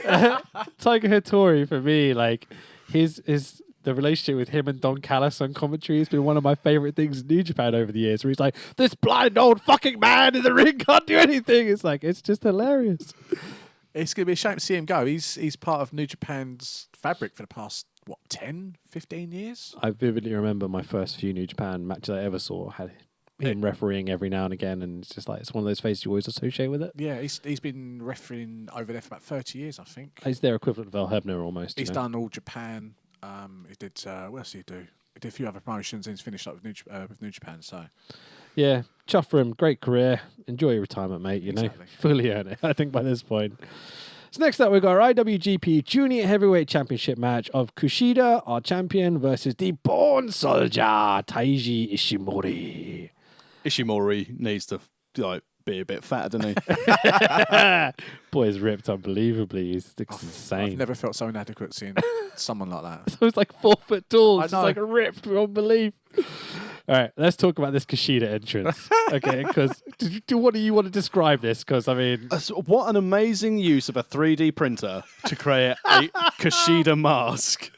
The adult-sized head on the tiny Kushida. Like, this freaked me the fuck out for a moment. I was like, whoa, I didn't think it was that high. What's going on right now? It reminded me of those little football figures. You used to collect the Corinthian football figures. Yes. And he came out and I was just a bit like... This kid looks weird. And I was like, oh, that's not a kid, that's a mask. It's Kushida, he shrunk. He's trying to be Ishimori. At this point, I'd got up off my sofa before this match started, gone to the kitchen to get some biscuits, come back to the... That knew you started going well then. It's going great. Sat down, and then it was like a proper double take of my TV. It's like, what the fuck is going on? It legit scared me, and then I realised it was a mask. I was like, I need that mask. I want that mask so much. Oh my god, like a lifelike Kushida mask. Holy shit. So kind of terrifying. Damn good. Pretty sure someone in Stamford, Connecticut will be listening to this and they will be seeing these on WWE.com shortly. Well, yeah, let's get to that in a second. So, Mini Kushida with Mini Junior strap and everything. Where did they find this kid? I have no idea, man. Oh, we need an extra for I bet this. it's Kushida's boy or something. Did they follow like what they did at WrestleMania with that? Was that bloody Nathan? Nicholas. Nicholas kid, yeah, for the tag team champion. Fucking hell, yeah. They just picked him out of the crowd. Talk about shit booking. Anyway, so Doc Brown suddenly appears. It looks very familiar. And I'm like, Dr. Gucci, maybe? Like, seriously, the gear, though, the big white hat, the big yellow jacket. Oh, it's so good. I love Back to the Future. Taguchi blows a kid up, as Don Callis puts it on commentary. And out of nowhere, Kushida appears behind the wall of, what do you call them? Air cannons, I guess, or something? Yeah. Like, pretty cool entrance. Like, fucking weird as shit, but brilliantly Japanese and strange. And now we know why Kushida put so much effort in, because this is his last in Tokyo Dome match, and he's off to somewhere. Oh, Rich, he's going to WWE. He's going to WWE, isn't he? Of course he is, yeah. I think... Going to get wasted. He's going to go to NXT, and then he'll be kented. So... He will be proper kented. Is that a... That's no term. He's been proper kented, he has now. Is that a verb? To kenter. To kenter. I kenter, you kenter, we kenter, they kented. Oh, to get kented. Fucking hell. There's so many people you could use that with. Well, you could be Nakamura. You could be all No, sorts. Nakamura got completely kented. Oh, fucking hell. So, coming into this match, Ishimori has 3 pinfalls and tag matches over Kushida. So, I think we can have a bit of an idea what's going to happen in this, considering how New Japan traditionally books stuff. Yeah. For juniors, they barely do any high flying in this match. Really threw me. It's nearly all grounded strikes and suplexes and submissions, and Kushida's constantly going after Ishimori's arm because he's going to try and go after that hoverboard lock at the end. He keeps kicking him in the arm every spot they do. Because he knows he's not going to be able to use it in WWE. He's going to be doing a power slam finish. Jesus. But, like, this is unusual, but I like the story. It's something a bit different, out of the ordinary, and because I think a lot of people knew Kushida's on his way out, it gives them something different as the sign-off. They've never really been high flyers, either of these two. Ishimori used to be, but not in the last year or so. Did Ishimori have an injury that reined it back in? Oh. I think. He walks funny, so it makes sense. Like, let's be honest, he does walk He's pretty a funny. bone soldier. He walks like a board that's kind of leaning forward at 10 degrees. Yeah, I get it. Anyway, so hoverboard lock by Kushida, Ishimori escapes, some cool reversal spots, bloody cross by Ishimori for the 1, 2, 3, and new junior tag champ Taiji Ishimori. Yeah. Yeah. Is the only person who could take the belt Yeah. from what I've seen at this time based on the feuds leading up to it. I don't know how far in advance everyone knew that Kushida was on his way out. This would be Hiromu in this match, but it's unfortunate that he's out with a neck injury. Yeah, but again, from a booking standpoint, because he's been out, halfway through last year? It was that American show, wasn't it? Yeah. Dragon Lee, you bastard, even though he's really, really good. So I'd say for who could take this belt, considering the Exodus. Oh, it has to be Ishimori. Yeah. Since he came in, joined the Bullet Club, they're getting over like Rover. I'll say it again. But yeah, he's really, really over. He looks $1,000,000. He's genuinely quite a terrifying sort of dude. You can tell there's some tension between these two. I wonder if there's any professional animosity of some of the guys who are on their way out. Oh, absolutely. Because you noticed, again, the treatment towards the Bucks. There was a lot more stiffer shots than you've seen recently, even in a promotion that's known for strong style. The fact that now Kushida's on his way is a case of, all right, well, here's a goodbye gift. I'm going to knock your teeth down your throat. I mean, it's probably a bit soon to be talking about the build to the main event, but when Tanahashi, sorry, I'm running out of Japanese names here. When Tanahashi starts talking about how Kenny's classless, doesn't have a good style and stuff, like, it's a bit shooty, you know? Like, I think he's trying to make a mark, just dent him a little bit before he goes off to wherever he's going, you know? But there's a few moments in this show where I was a bit like, doesn't feel like they're working together so much. A bit close to the mark in a few of these matches. Yeah, there's a lot of personal It's tension. very much a divided locker room. Yeah, I feel this whole show was kind of full of this tension a little bit. Which I think going forward is a good thing, because then it's an us versus them sort of mentality. It's a case of, you don't think this can make, don't think this is your platform? Well, we'll flip and show you this your platform. We'll make this the best promotion. You'll regret leaving. Yeah. Until they see the Khan's money and they'll be like, oh, sugar. That's a lot of money, yeah. But yeah, my favourite match, greatest match I've ever seen. So, lads, up next is a non-title match. Way! Holy shit! The only one on the whole card of Jay White with Gato, both wearing white. They should have had a word with Sabre and Taka earlier in the night. Anyway, versus Kazuchika Okada.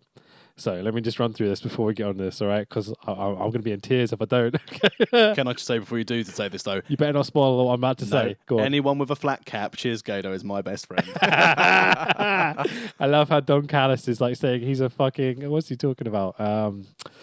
He's an eel. He's a chameleon. Like, he'll change to suit whoever he's with and stuff. Yeah. And I'm like, yeah, good storytelling. Love it. Scumbag. I really want to ruin it for you, but I'm not going to. Fuck you. Don't you dare. So we get a cool video package explaining the feud and the kind of the backstory here. Gato's betrayal of Okada and both of them joining the Bullet Club. Jay White is out first in full white, pulling a full Jimmy Havoc here. So, Okada's music begins to play. And where you expect it to slow down and then stop and go to the shitty techno music, it doesn't slow down. The music continues, and I burst out in tears because we get a full Rainmaker entrance. No shitty techno this time. Okada pops out, bleach blonde hair, no shitty balloons, awesome new robe with tassels coming out of his fucking wazoo. Full Rainmaker entrance. What a gangster. I could not have been happier. What were you thinking during this moment when you hear Okada's music and the crowd pop like fucking crazy? When I saw this, I thought Rich is going to just spaffed in his pants. Oh, I did. I literally had tears in my eyes. I was like, it's Okada. I was sat at home dreading the balloon.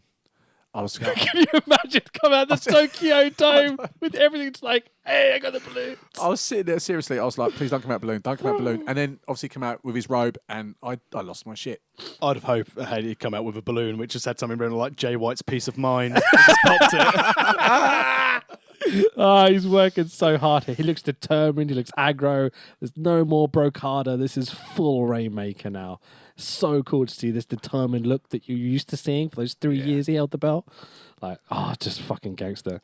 Gato's like, we need a champion again. Do you mind possibly? So when Austin turned heel and Vince was like, do you mind But possibly? you know this was all planned out. Oh, yeah. This is from the moment he lost that belt and that weird brocada sort of stuff. Like, this is so cool, man. Well, this is what we said when we went on our road trip to Milton Keynes, wasn't it? Yeah. This is the classic at the moment of Gato's idea of, I will break you down. I will build you up. And it doesn't matter that people know I'm building you back up, because when it finally clicks, people will be so happy. Like, we've all talked about this and we've been waiting for it for months and months and months. It's like that gratification. So worth it. And then there's this amazing moment where Okada steps in the ring and Jay White steps up to him.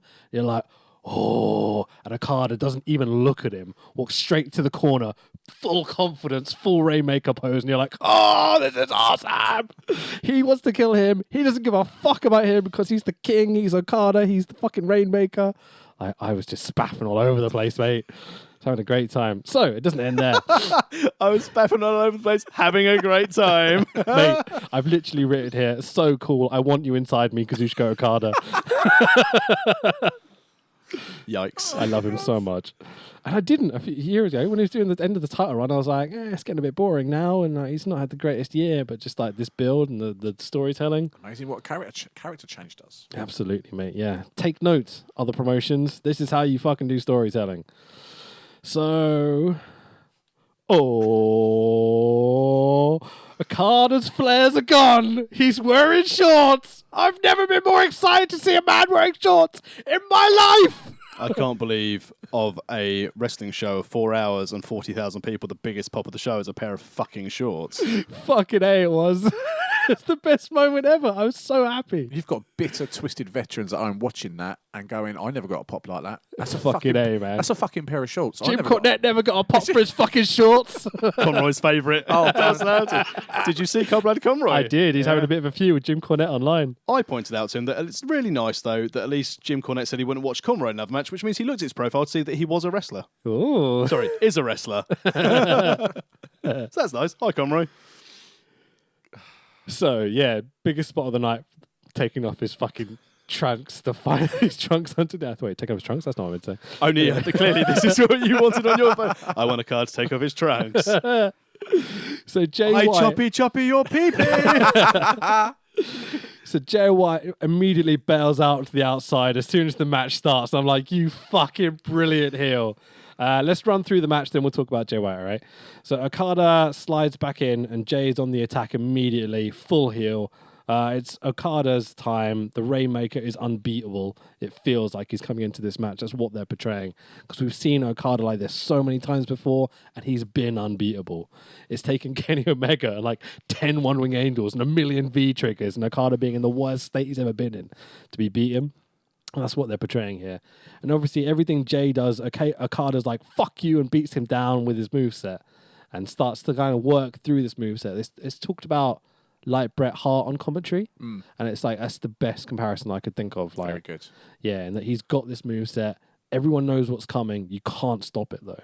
Yeah. And this is the story they're going back to, which is so cool, these callbacks and stuff. What do you think? I thought it was told a story. If you're not aware of any of these guys, the fact that commentary got it over perfectly, it added to the match. Yeah, again, this commentary team, fucking brilliant. That line was so insightful. Yeah. It didn't have to say anything else after that. You knew exactly what it was on about and what you're about to watch. Yeah, really clever. And like the fact that they've worked that out from watching what they're seeing as well, it's like, it's so fun, man. It made me, at this stage, realise how glad I was that JR wasn't booked for this. Oh, can you imagine if this was Josh Barnett and JR? I'd just be sitting there cringing, being like, you're ruining the greatest moments. I would have watched Japanese commentary. Yeah, I would have as well. Would have had to have swapped and just been like, just listen to them screaming of joy would have been enough. So Okada no-sells Gaeto's interference. Okada does this huge dive on the outside over the guardrail onto the two of the guys on the outside. And I don't know if you caught this. This is the first time he starts cheerleading, loses his focus a little bit. He starts kind of clapping towards the audience and gets up on the guardrail and throws his fist in the air. And for me, in terms of storytelling, this is the first time Okada loses that focus and starts to kind of drift off back into Brocada a little bit, you know? Macho elbow drop by Okada, Rainmaker pose. Looks, it's like the moment where Kevin Kelly's like, did he forget how to do it? And he's like, ta-da! And it's the cool zoom out on the camera and everything. It's just fucking awesome. Gato and Jay pull some fuckery outside, but Okada ducks the chair shot from Jay as Jay bumps Gato off the hardest part of the ring. Had to get it in somewhere. Key crusher by Jay White, bringing back his old finisher. Perfect Tokyo Dome stuff, bringing back finishes used in the past. Tombstone by Okada, Both guys are down for the 40,000 people in the arena going, Okada, Okada. And it's just over as fuck at this point. My wife came in that point and genuinely, wow, word of a lie, said, why are they talking about like food delivery? It's not Cardo. It's not Cardo. Get out. Nice.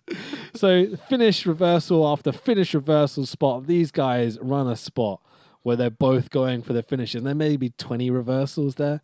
Incredible stuff. How they memorize this shit, I will never understand. I can't say enough about this match.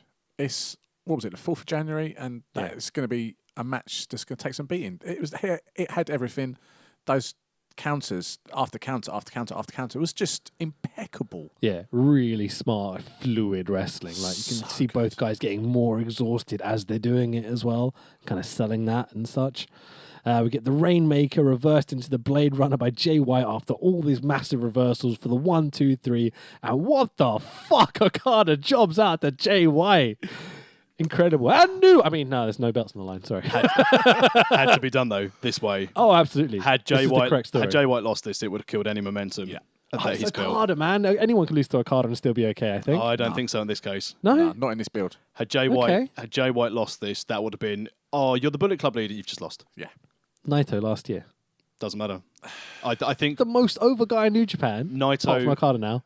No, Naito is a completely different kettle of fish. I agree with you. I'm just saying it's Okada. You can do whatever you want with Okada, I think, at this point. And a controversial comment, and I know you mentioned this on the Twitter machine. Careful now. I know. This isn't about Okada. Jay White, being leader of the Bullet Club is going to give him a chance to actually be the character he needs to be. Yeah. But at the moment, having Gato with him is what makes him as good as he has been. It's definitely helped. I think he was already there before he had Gato. Because I know you didn't quite catch that period of time when he started to become really, really good, and then Gato turned on Okada. Yeah, I saw the Gato turn on Okada, and Gato essentially being like, well, as they said in sort of the entrance, he's chameleoned his way, and he's now, this is his guy, this is the Bullet Club lead, Gato and Bullet Club, etc. But I think that having Gato outside really aided him in this match. I'd agree with that. Jay White's run in the G1 is what did it for me. Like, he was an absolute fucking cunt every step of the way and beat people he never should have beaten, being that person we knew previously when we were going to Milton Keynes and stuff. We're talking about it going, I don't quite see why they made him heel. I think we see it now. Yeah, it's taken. I'm going to blow my own trumpet here a little bit. I said back then at Milton Keynes. You did, yeah. He's going to be a star. That match, as you said, the G1 run showed everyone what he can do. I reckon now everyone knows what he can do, and now he knows what he can do. He knows who he is. The sky's the limit. I think adding Gato as the addition as the manager, the mouthpiece, whatever, is perfect. He's absolutely great for this. They fitted into Bullet Club really, really well. We've now got one solid heel faction in there, as well as Suzuki-gun, who are a heel faction, but we all kind of love. So it's difficult to hate Suzuki-gun guys, I think the thing with Jay White, as we said at Milton Keynes, he needs to have character development. And the thing in the pre-match press conference, where he was like, what did he say? Yeah. What's he say? I don't care what he said, sort of thing. Yeah, it's like, that's the Jay White, which I think can be like the disrespectful heel. So the Japanese fans will hate him. Yeah. I'm still not 100% convinced. I don't deny that he's a good guy in the ring. I think Gato having a manager is the best thing for him. I'd worry if he was out by himself at the moment. I'm less so, to be honest. I think seeing what I was seeing before Gato came with him, I was so impressed that I think he would be okay. I think it's just a nice addition. It's worked out well, I reckon Gato will be phasing out from that role and maybe accompanying other Bullet Club members or potentially such like to leave Jay White on his own. Well, he needs to, because if you think of the last few Wrestle Kingdoms and you've gone to main events, you haven't had not being a continual like a fanboy of New Japan, you don't normally get in these Wrestle Kingdom main events heel with manager against face, do you? That's so nowadays, yeah. Yeah. True. Yeah. So if they're going to go for that dynamic, it's something a little bit different to go into. But yeah, he's still got a little bit to convince me. Okay, fair enough. There's this amazing moment when Gato shouts down the commentary mic, "Did you see New Era?" And I was like, brilliant. Love it, mate. Absolutely adore it. So there's two things I wanted to ask you guys coming out of this match. What if Okada or Jay White leave New Japan? Do you know what their contracts are like at the moment? Because they've stopped issuing 1-year contracts, didn't they, a couple of years ago after Gallows, Anderson, and AJ disappeared. Yeah. Don't know. Okada, I don't think would go. I think Jay White would be if he continues on the trajectory he is at the moment, he'll be in the Kenny Omega situation in 2 years' time. I was thinking exactly that. What's left for Okada? To job for Naito? Okada won't leave. He's been to the US, soured visit to the US. Yeah. He's now the big fish. God damn it, TNA. God. He's now the big fish in a rather large pond. Is he? He just jobbed to Jay White at the biggest But show that's of the year. the thing. That's his appeal now. He's now the Tanahashi role. Exactly. If you think now at the same time, because obviously Tanahashi going back in time, Okada's now in the edge role when Cena was at the top. He's the top guy who is important. He will always be over. He'll always be there. I hate Edge so much. So you just killed me. No, I'd say, but in the positioning of the Yes, card, I understand. where Yeah. he can do multiple characters, but he will be there because he'll want the best for the future of New Japan. He won't. He gets the impression that he's not a selfless guy. He wants New Japan to be the best. Whereas Jay White, I think, would be a case of, well, I had my time in OVW.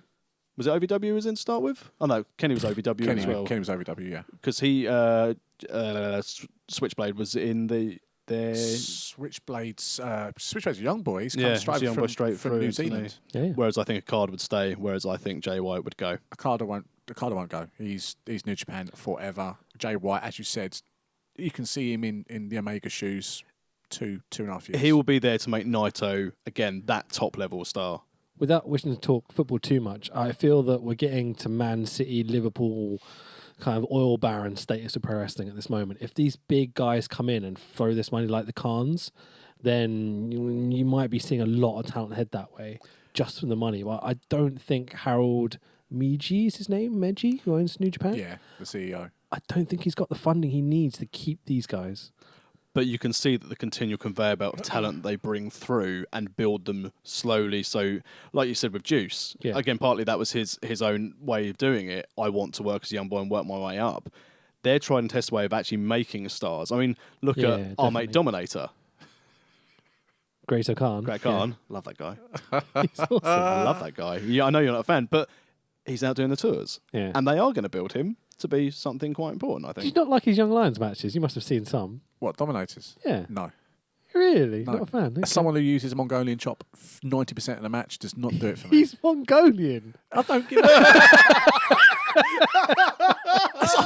I'm English. I don't kick people in the balls for 90% of my time. But I bet you do a European uppercut. Only when the wife's not looking, I do it to my son. but I don't know. It just doesn't. It's just all Europeans do a European uppercut. I'm throwing it out there. They do. I just don't get Dominic. I get his character. I just don't like his moveset. He needs to change it up and stop relying on fucking Mongolian chops. Okay. So yeah, Okada Jay White is my favourite match of the night. Greatest match I've ever seen. Being serious this time, it's actually really fucking good. And I love the throwing at the end with, I assumed Okada was going to win the whole time. And I'm really happy Jay White won it. And we needed a heel victory. So, moving on. This awesome video package for the Jericho Tetsuya Naito match. Now, this was made a no disqualification match the night before. Because Jericho can't work anymore because he's old. Oh, Sad brutal. Sad but true. I'm sick. Fuck you guys. He's one of the greatest workers out there. Yep. He's one of the greatest wrestlers of all time, but I'm just sick to death of him.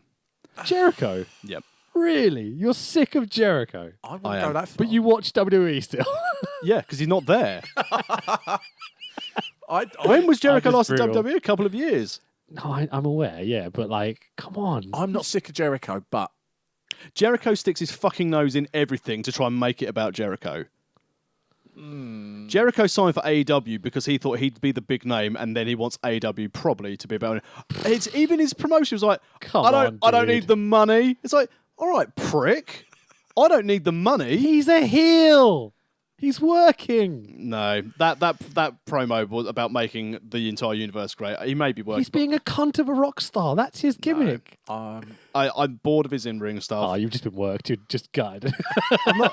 I've not been worked, and the fact of the matter is as well, if you're going to be in wrestling, get in fucking shape, Jericho. Mate, he's not in bad shape for his age. Have you been Better listening? shape than I am. Listening to his podcast? He does DDP yoga. Yeah, so do I, and we're both the same body fat.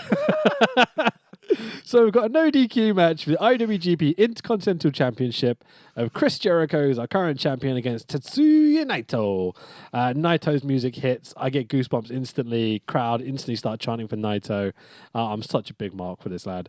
What the fuck is this wolf paw mask thing he got from like the shop down the road and painted a bit? Like He's a fan of the Spaceballs from 40k. like I love LIJ's gear, but this mask was shit. It was proper second rate, wasn't it, compared to what we've seen? Exactly. Yeah, When yeah. you've seen throughout the evening, it's like, you guys got to the toy box first. What have I got left with? I've got this Lego head. I've got this Kushida head, which I think some kids used. Like, I think he knows it as well, because once he walks out, there's like 3 steps before he's ripped off the mask and thrown it down, and he's just carrying on as himself. Jericho holds up the IC strap as he enters the ring. Naito attacks him from behind, and we are off. Focus Naito against aggro heel Jericho. Really cool story going into this. Yeah, best led story going into this whole card, I think. Best build, best animosity. Storytelling into this was great. And again, as much as I'm sick of Jericho in ring, Oh, but it's so great. He's so great, but I'm sick of him. It's so great. no, the story was great. Had you filled another wrestler into that place, it would have been great still. But would another wrestler have done all this? Yes. You think they're not Jericho's ideas? I don't think they're all Jericho's ideas. I bet they fucking were.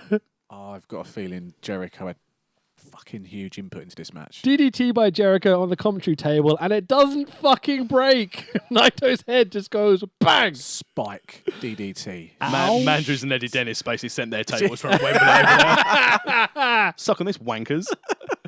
Huge sell by the English commentary team here. Like Kevin Kelly's literally mouth open, arms out, going. Tons of chairs in the ring. Jericho basically just lobbing chairs in the ring ECW style. Really, really fun little moment. Code breaker by Naito. Jericho shoves Red Shoes. Low blows Naito. No need to shove the ref. It's a DQ match. What are you talking about? It's a no DQ match. This is the point I wanted to make. Like, he shoves the ref out the way to low blow him. I'm like, it's no DQ, dickhead. I've got the same thing here. Yeah, you don't need to do that. So disrespectful, it goes beyond disqualification. It's just like, fuck you, Red Shoes. Jericho grabs the Intercontinental strap to use as a weapon. Naito throws Jericho into the exposed turnbuckle, which he exposed right at the beginning of the match. Really cool little setup. Destino by Naito gets 2. I wish people would stop kicking out of the Destino. Go on. No, go ahead, because I've already buried him enough on this one. It's a beautiful looking move. Yeah. It's an impactful move. Why are people kicking out? Go for it. Flash Morgan Webster does a good one, doesn't he? He fucking doesn't. So Naito eyes up the Intercontinental belt, does his whole opening his eye, looking at the strap. We know the history he has with that belt and everything. Really cool moment where like he's damaged the strap to the point where he always wanted the other belt. He wants the big IWGP. I don't know if you know this. Yeah. So Naito beats the crap out of the IC belt every opportunity he's had in the past. He picks it up, hits Jericho over the head with it, chucks the strap in the air over his shoulder, doesn't give a fuck about it. Big Destino again for the 1, 2, 3, and new champion Tetsuya Naito. Both guys sell it like death after the match. Jericho slaps a young boy on the way to the back, which I thought was fucking hilarious. Red Shoe raises Naito's hand, and Naito rakes his eyes and fucks up the referee, which makes me piss myself with laughter because he's going back to his kind of heel kind of dynamic. He leaves the Intercontinental strap behind in the ring and forces Red Shoe's son, Shota Umino, to go get the strap for him. And as Shota gives him the belt, he spits in his face and runs off. And you're like, oh, I love you, Naito. Naito's the best, man. Fucking hell. Naito Okada, Wrestle Kingdom 14, marquee Potentially. match. The history's there. It's a marquee match, yeah, main event. I can't see it, but That'll be Jericho Jay White. you never know. But You've got to have a Japanese wrestler in the main event. Yeah, Jay White. No, Jericho. Why the fuck not? What do we think of this match and their runs and the build? And Naito's good, isn't he? Yeah. he is very good. In fairness, the storytelling in this was good. My beef with Jericho is the fact it's just his fingerprints all over so many things because he thinks it's all about him. The match itself was good. The build was good. As you said, there will be a lot of Jericho fingerprint all over this because he does know what he's doing. I just wish he'd fuck off. Fair enough. The match was great. This story's nearly a year, isn't it? In the making. It was Dominion when they lost the bloody hell. belt, wasn't Was it? it Dominion? Was it Oh, Dominion? it was where he- Dominion. Yeah. It was. That was June, July time. But still, But it was before that because it was straight after Wrestle Kingdom last Yeah, it's year. New that he Year's called out Dash he Naito, attacked wasn't him. it? New Year's Dash. Oh yeah, last it year, he was. attacked It was because we never expected Jericho to be there. him. No. Yeah, So cool moment. a year in the making. The match was great. Another one of Jericho's great ideas. Jericho can suck my hairy, salty balls. Do you think this match was better than the match at Dominion? Yes, I do. Yeah, I thought so. It had the ending I wanted. I'm So, not- I mean, that made So it the for ending me. I wanted. Just with his eyeing up the belt at the end and the history and everything. Like, I'm not just sure so it's cool. better than the Evil match from October, November. I reckon Hmm. that's better than this one. But it was still a effing great match. It's good work for an old boy. Well, was he 48? I'll take Is he that old now? Yeah, I think he is. I'm sure I'll see he's 48. You want him to be ripped like Taiji Shibori. He's like, come on, dude. He's old and fat. Like, let him work. Like, He's an old and fat rock star. he'd be great for AEW, man, just as the veteran. As long as he doesn't push himself to the top. Well, this and is all that this sort is of the stuff. concern, and they were saying that his contract's slightly different, that he can still work for New Japan. Yeah. I mean, you can't side Jericho down, I don't think, at this point. So I hope they have him, New Japan have him for a very long time. With Jericho, it's probably as much as a handshake. That's all I you need with really him, you hope know? they've signed Goldberg and they can go Goldberg Jericho Oh, again. for fuck's sake. Does have a fucking lovely cruise. And I'd definitely go on it. On our world tour, well, it depends what sort of level it was. You know, what the all Surrounded by smelly inclusive. wrestling fans for like a week or whatever. I couldn't do it. That was 4 days, wasn't it, that cruise? Now we'll do too Royal bad. Caribbean and watching like on stream. Different boat, different part of the world. Oh, that's quite a good idea. Yeah. Love my cruise I was on. But anyway, I've never done a cruise. You ever done a cruise? Never done a cruise. How could you not a middle class cunt? hello, the open of the podcast. Just joking. It's funny because it's true. No, I thought about doing it a few times, you know, but whatever. So I'll choke. Oh, shit. Wow. So There's a t-shirt to be made. am I Picture of gonna- a boat. So Kenny's last line in this opening package is talking to Tanahashi. Only job you have here, jobber in the battle royal. Oh, deep snap. cuts, deep cuts on the way out. And I think he's taken some of the stuff that Tanner said in these kind of press conferences personally. Well, yeah, because essentially he's calling him out. He's saying, you're abandoning us. We've given you everything. We've given you this platform, and now you've got a big money offer. You're buggering off. Without saying it, he gets as close as he possibly can to. And now we all know what's happening. Yeah. Like, well, we kind of know what's happening at least. We know he's leaving. And it's all makes a lot more sense. Like, I don't know. I wish they'd almost announced the AEW stuff before this so that we could know that But they there was could. something they up couldn't. almost. They couldn't. Of course you couldn't. Yeah. Yeah. But, and also, it would have Well, killed it was all of technically New announced Japan's before, story. but Kenny's leaving wasn't. Yeah. Yeah, but it would have killed all of New Japan stories in Wrestle Kingdom because they knew. I mean, it's obvious as we went through the card. We'll see what happens in this main event, but so far everyone's dropped their belts.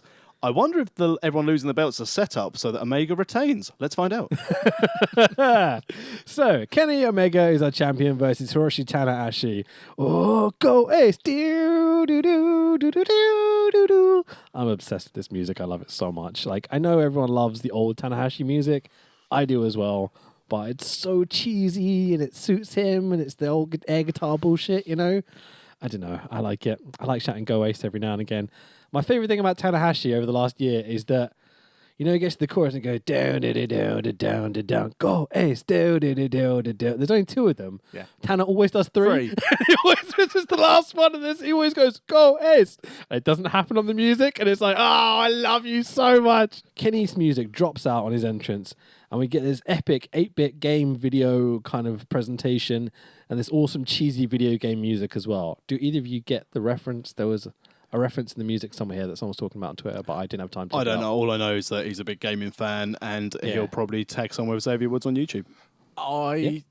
We're done one thing together. The graphics was from something called Undertale, which I have no idea what it is. Okay. But I did read that, and I think the music's from a Final Fantasy game because he came out dressed as a Final Fantasy character. Yeah, the whole One Wing Angel Yeah. thing that Kenny does is from Final Fantasy. Yeah. I know that much, at least. So This is all lost on me.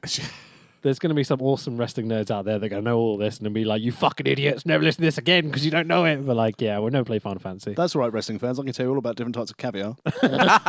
Fucking hell, mate. Middle Don't class do yourself any favours, like relating to the working class. Have you not seen who listens to our podcast? It's like it's the elite. Is it? You know that advert for Elite Singles? It's those wrestling fans who can't get people, but they've got over 50 grand a year salary. Check it out, our sponsors, elitesingles.co.uk. Slow, tense build, knuckle locks, frustration from both guys. Commentary to a great job of putting over the heat between the two and the stylistic kind of like tensions, I guess we can call it. So Omega slams Tanner onto the edge of the Japanese commentary table. Looks absolutely brutal. Rise of the Terminator dive to the entrance ramp. Where is your murder clown when you need him? Tanner barely catches him. Got it in, at least one. Yes. Tanner barely catches him. Almost drops him on his head on the edge of this little entrance ramp thing we're talking about. Nasty. Again, flashbacks to Rick Rude and the back injury and stuff. I seriously panicked for a second. I thought he was fucking dead. But thankfully he's okay. So, Tanahashi hits a Styles Clash, which is a strong message to Omega. Because Omega's the one that put out Kenny to AJ Styles when the Bullet Club and everything. I thought it was a really cool moment. You know? It's good history. It's good history telling. Yep, indeed. It was nice to see that. As you said, it's a little blast from the past. That was 3 years ago.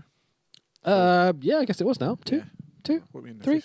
13. Whatever, it doesn't matter. Because as we said before, wrestling fans are not stupid. Yeah, true. Well, most of them. Tanner up top hits the high fly, but Kenny gets his knees up at the very last second, digs them straight into his ribs, like, that must have fucking hurt. So Tanner sets up Kenny on the table. High fly flow from the top of the ropes to the outside, but Kenny moves, so Tanner crashes through the table. Big spot of the night. And Chris Charlton has a great call here, the other guy in commentary.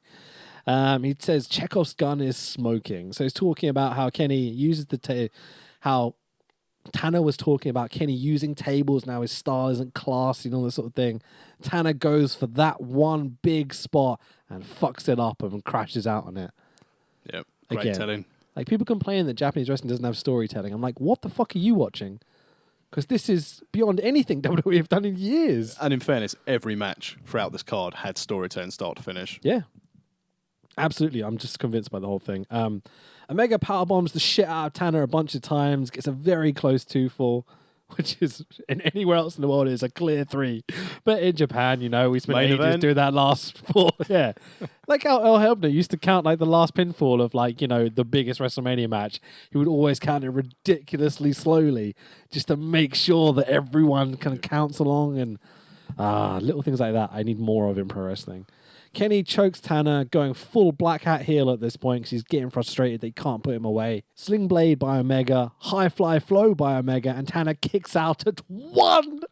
They're like, absolutely great spot. I needed a moment to pop me in this match, and that was it for me. I don't do Hogan spots that much, but man, that was amazingly good. Yeah, Tanner kicking out of his 2 finishes at 1 when Omega's doing them. You're like, you can't work my style, it's this story. It's really clever.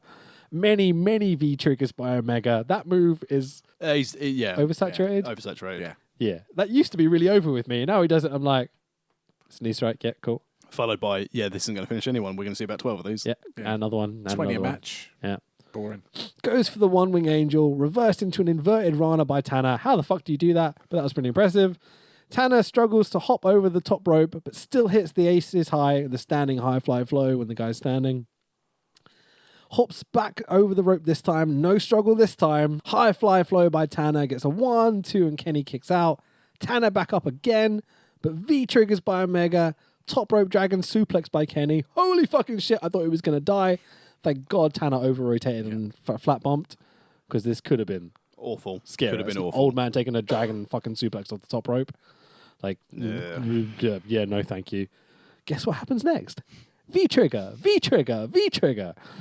It's like playing those cunts that spam them in the games, that spam the special moves. Again, getting those moves while he's allowed to use them. Yeah, true. 1 wing, no! Tanner counters again. Sling blade by Tanner. Hops over the top rope. Up top. High fly flow hits clean for the 1, 2, 3.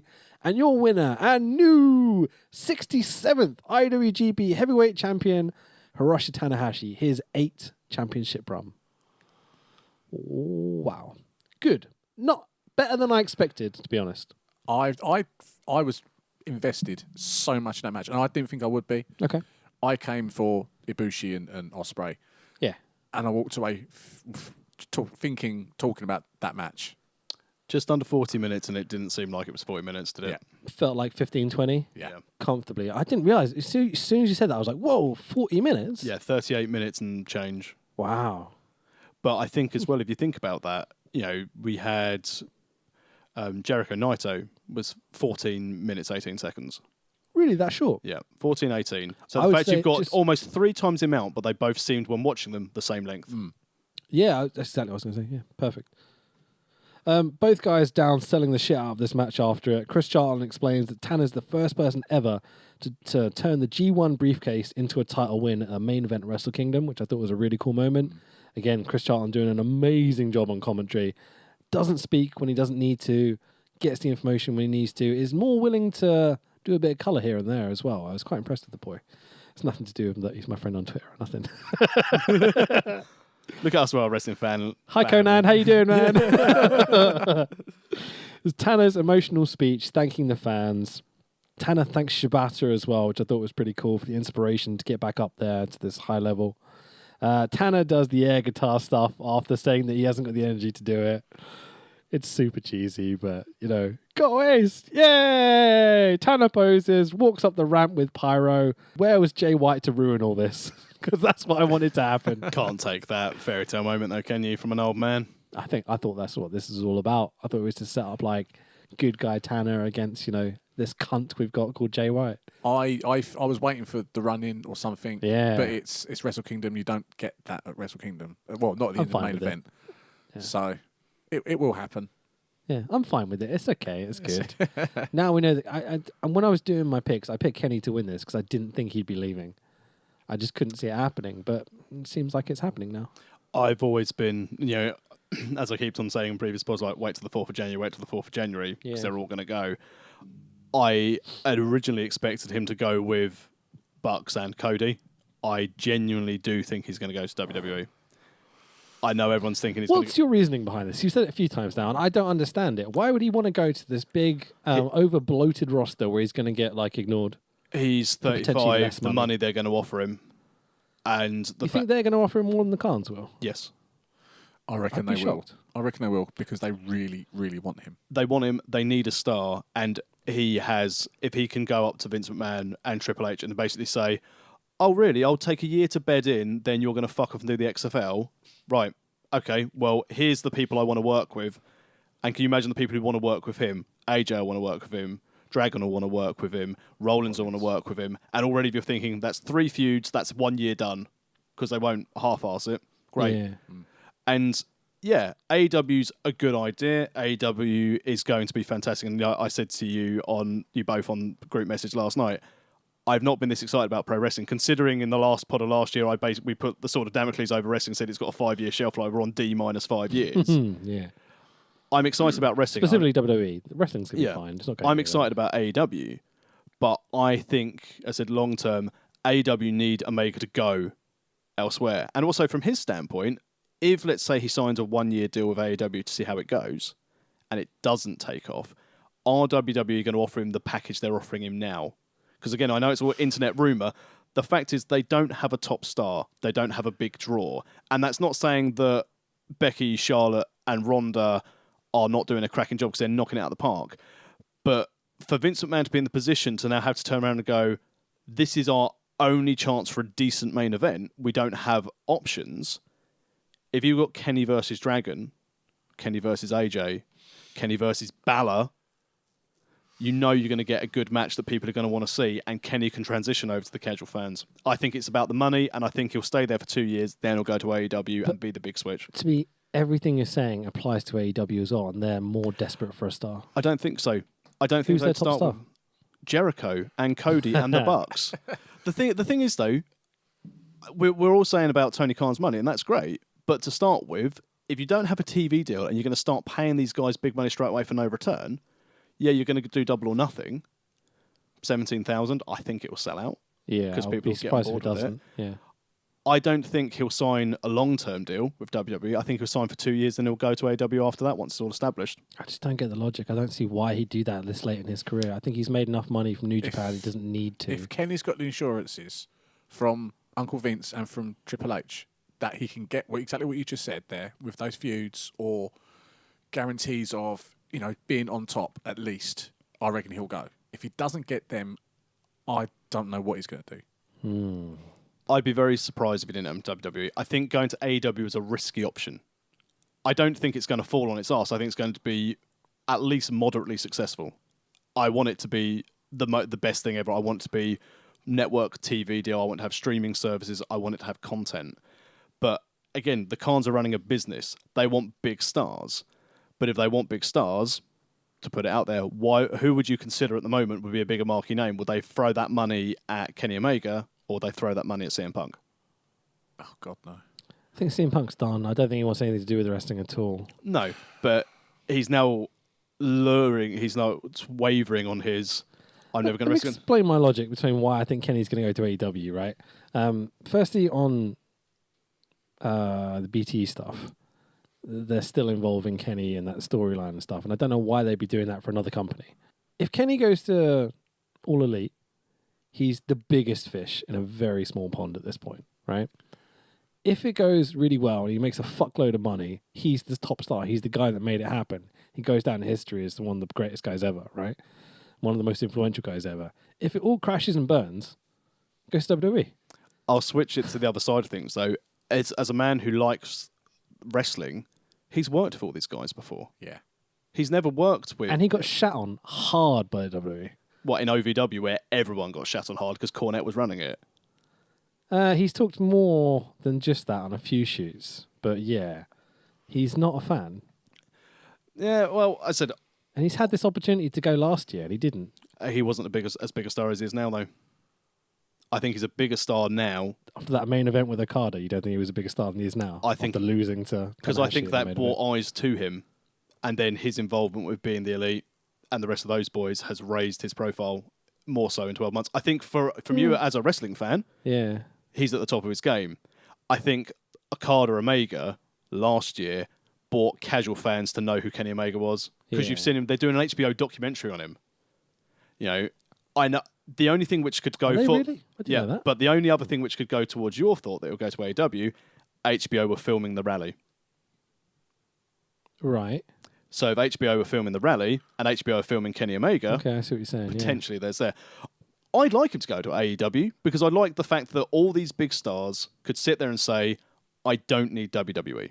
But it's think about the money. He doesn't necessarily need it, but he's going to get paid a fuckload. But the thing creative is, freedom. does His he not mates need are the running money? it. Does he not need the money? Because I'm not being funny. All the topic stuff was the Bucks. I don't think Kenny's merch money was on level of Bullet Club money. I think New Japan would have paid him, but if it was about money, if it wasn't about money, he'd stay with New Japan. Or he'd find a way to work with both. I think he's made a fair bit, to be fair. I don't think he's making Roman. Don't you own a Kenny Omega t-shirt?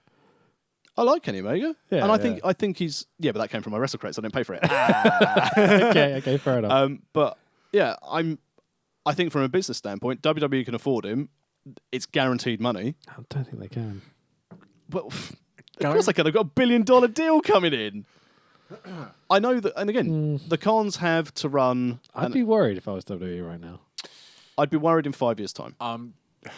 Going back to your new best friend, Chris Jericho, he always talks about how every wrestler in the entire world wants to work for WWE. Yes, Kenny was in OVW, a branch of WWE. It'll either go two ways. It'll either burn his ass and he don't want to touch it, or he'll want to go back and say, you let me go, I walked because you didn't see this in me, now I'm back and I'm going to prove all you wrong. I honestly don't know. Yeah, I mean, this is a good Tricky, thing. innit? People Yeah. don't know. Yeah. And he probably This is why it's so exciting. Yeah. right Yeah. now. I think that if he goes to WWE from a professional standpoint, unless he's got guarantees, it'd be a mistake. But I genuinely think financially this could set him up forever. As a man who's quite OCD when it comes to things of certainty and stuff, This is driving me insane right now, how pro wrestling is. We've got WWE are flying right now. They've got all these extra shows. They've got all this fucking money coming in. They're having a few issues here and there, but generally they're fine, right? They need some stars. Let's face facts, right? A few issues. Raw drawing the 2 lowest ratings in its history. Yeah, but we've talked about this as well. But it's not just because the show's not great. It's because people don't watch TV very much. Exactly. TV's dead. So then they need to do. Yeah. And WWE, as we've spoken about, and I've done some research into this, WWE do get money for all their YouTube stuff already. Good. Yeah, I'm sure they do. Yeah. So they make more money out of YouTube. As I said, they've got 1.7 million people watching Raw, but they've got 2 million people watching Jinder Mahal have his pants pulled down. Right, okay. So if you've got 2 million people watching a video, the advertising money for that plus what they've got, WWE are, just because the rating is the 2 lowest over Christmas, notoriously the 2 worst periods. And again, going from Survivor Series to end of the calendar year is always dull because writers are on cruise control till we get to the Rumble, and that's when they hopefully bring people back in. Yeah. They need stars. And it would be foolish for them for not to try and bid and get Kenny Omega and give him what he wants because he's the closest thing to a mainstream star they've never had. When was the last time you bought a bit of WWE merch? Oh, it's been a while. When was the last time you bought a bit of indie merch? A couple of days ago. So, because obviously our tastes have evolved. More, Yeah. you see the people who are at the AEW rally. Yeah. It's grown-up wrestling fans who have grown tired of the product which is aimed at children, which it was back in the 80s. So it's gone full circle. They're now aiming their product at the kids and hope it will keep with them till Vince goes, and then they have another attitude era for the next generation. Yeah. What we've got now and what we want is good in-ring wrestling, good psychology, good storytelling with people who we've grown fond of because we think they've been given a raw deal by WWE. We invest more in people. I mean, well, that's not why I'm fond of them, but no, but for example, like Adam Cole, I knew nothing about him until I listened to him on the Colt Cabana podcast, and at that stage, I was like, he seems like a really nice guy, and keep following his career from things like that. Right. I think people, and I like to see nice people succeed, like we've both said before, and I think you probably the same discussion with you. Daniel Bryan retiring, never met the guy, but because through the indie shows, heartbroken for a bloke I've never met. I met him once. Yeah, exactly. You remember my story? Well, that's why we're there. Yeah, well, I embarrassed myself by being like, "You're gonna get that strap back," and he was like, "Yeah, okay." I was like, "Nice to meet you, Mr. Dragon. Goodbye." I'll never talk to a pro wrestler again in my life. That's not what he was. But it's things like that. We're invested more in the people Yeah.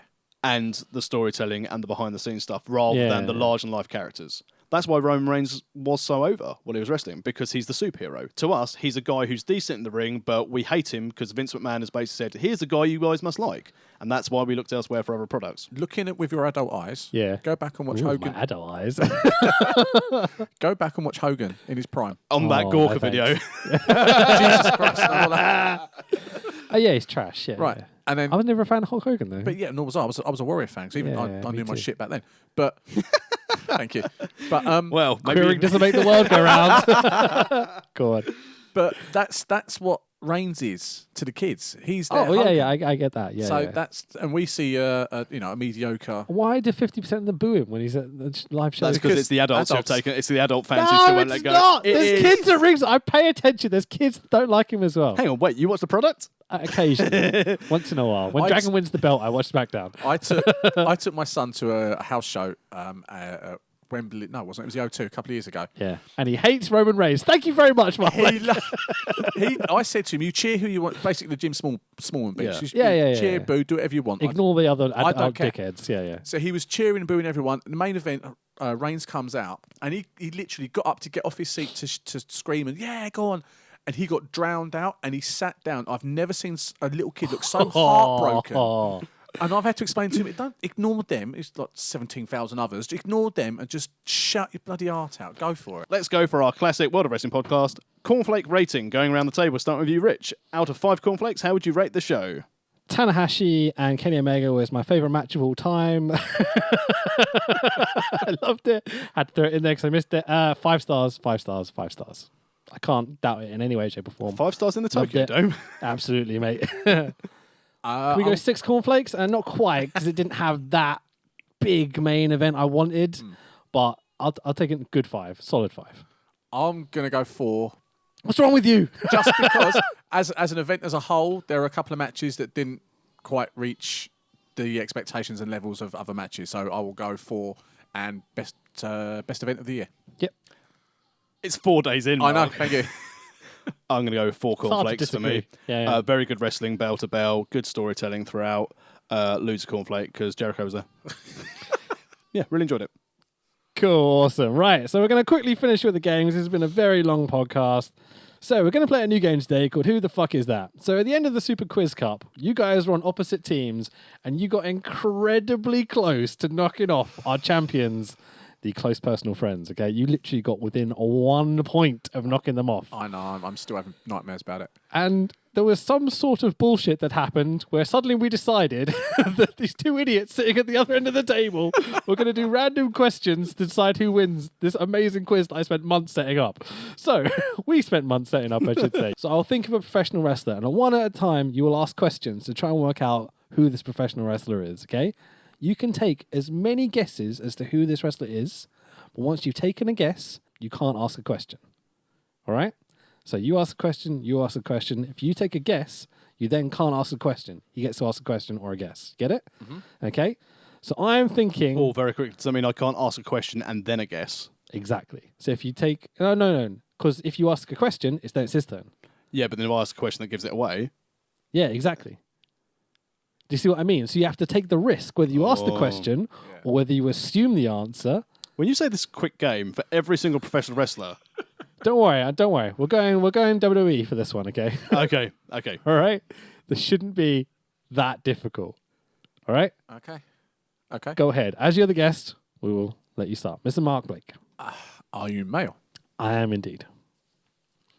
Do you want me to ask about the wrestler now? The wrestler is male, yes.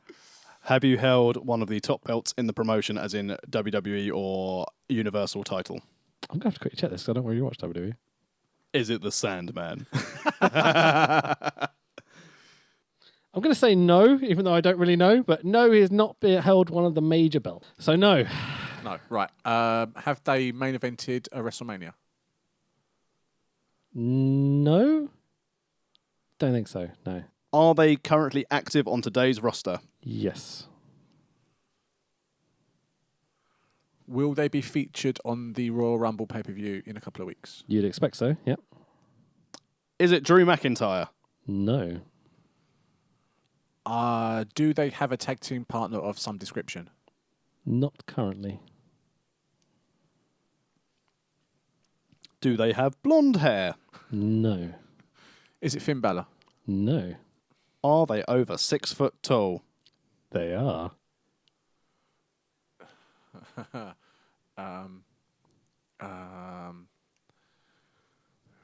Is it Braun Strowman? Oh, we have a winner. I was going to say that. Fuck. Oh, well, that's a lie, because he won the big green belt at the World's Great. That's why I was just like, let me just double check. I don't think I can get away with that. But there you go. That's a quick game for the end of the pod. Congratulations. Thank you very much. Didn't win a Super Quiz Cup, did you? Nah. I had a very mute partner that day. Mate, my favourite moment is when you go, you're a loser. And you go, we're a gracious loser. And Silas goes, fuck you. I was like, yes. Perfect. So gracious. All right. Thank you very much for listening to this week's podcast. Let's go around the table and do our socials. Smart Mark Blake. You'll find me on Twitter at smart_mark_B. I write for the Pro Wrestling Post, and they can be found at prowrestlingpost.com. Yeah, check out. We've been retweeting a few of them. At least I have retweeted a few of those as well. So yeah, check out the articles. Really cool, man. Appreciate it. Cheers, No worries. I am at the Tex Williams on Twitter and Instagram. You can also hear me every week on the SCPW YouTube channel on their weekly TV show, SCPW Snapshot. Snapshot, yeah, really, really good. Just chuck on YouTube, put in SCPW, you'll find them. It's really, really good. Mine's Rich Be Thy Name on Instagram and Twitter. You can check out worldofwrestlingpodcast.com, World of Rest Pod on Twitter. That's WRES. We also have a Facebook if you like that sort of thing that less and less people seem to, but it's all good. We don't have an Instagram because what are we going to put on there? Photos of our microphones, like, for fuck's sake. Anyways, yeah, thanks for listening. This great Wrestle Kingdom was fucking amazing. Next week, we are going to be covering the first ever TNA weekly pay-per-view. Are we? Yes, we Oh, are. for fuck's sake. Great. Okay, I'm looking forward to that Come one. on, Toby Keith. How long is it? About an hour and a half. Oh, okay. Didn't I recommend this one? You did. Oh, fuck, I did. What's wrong with me? At least it's only 90 minutes. All aboard. All right. Thank you very much. Check it out. Something. Dark Side. Bye. Bye.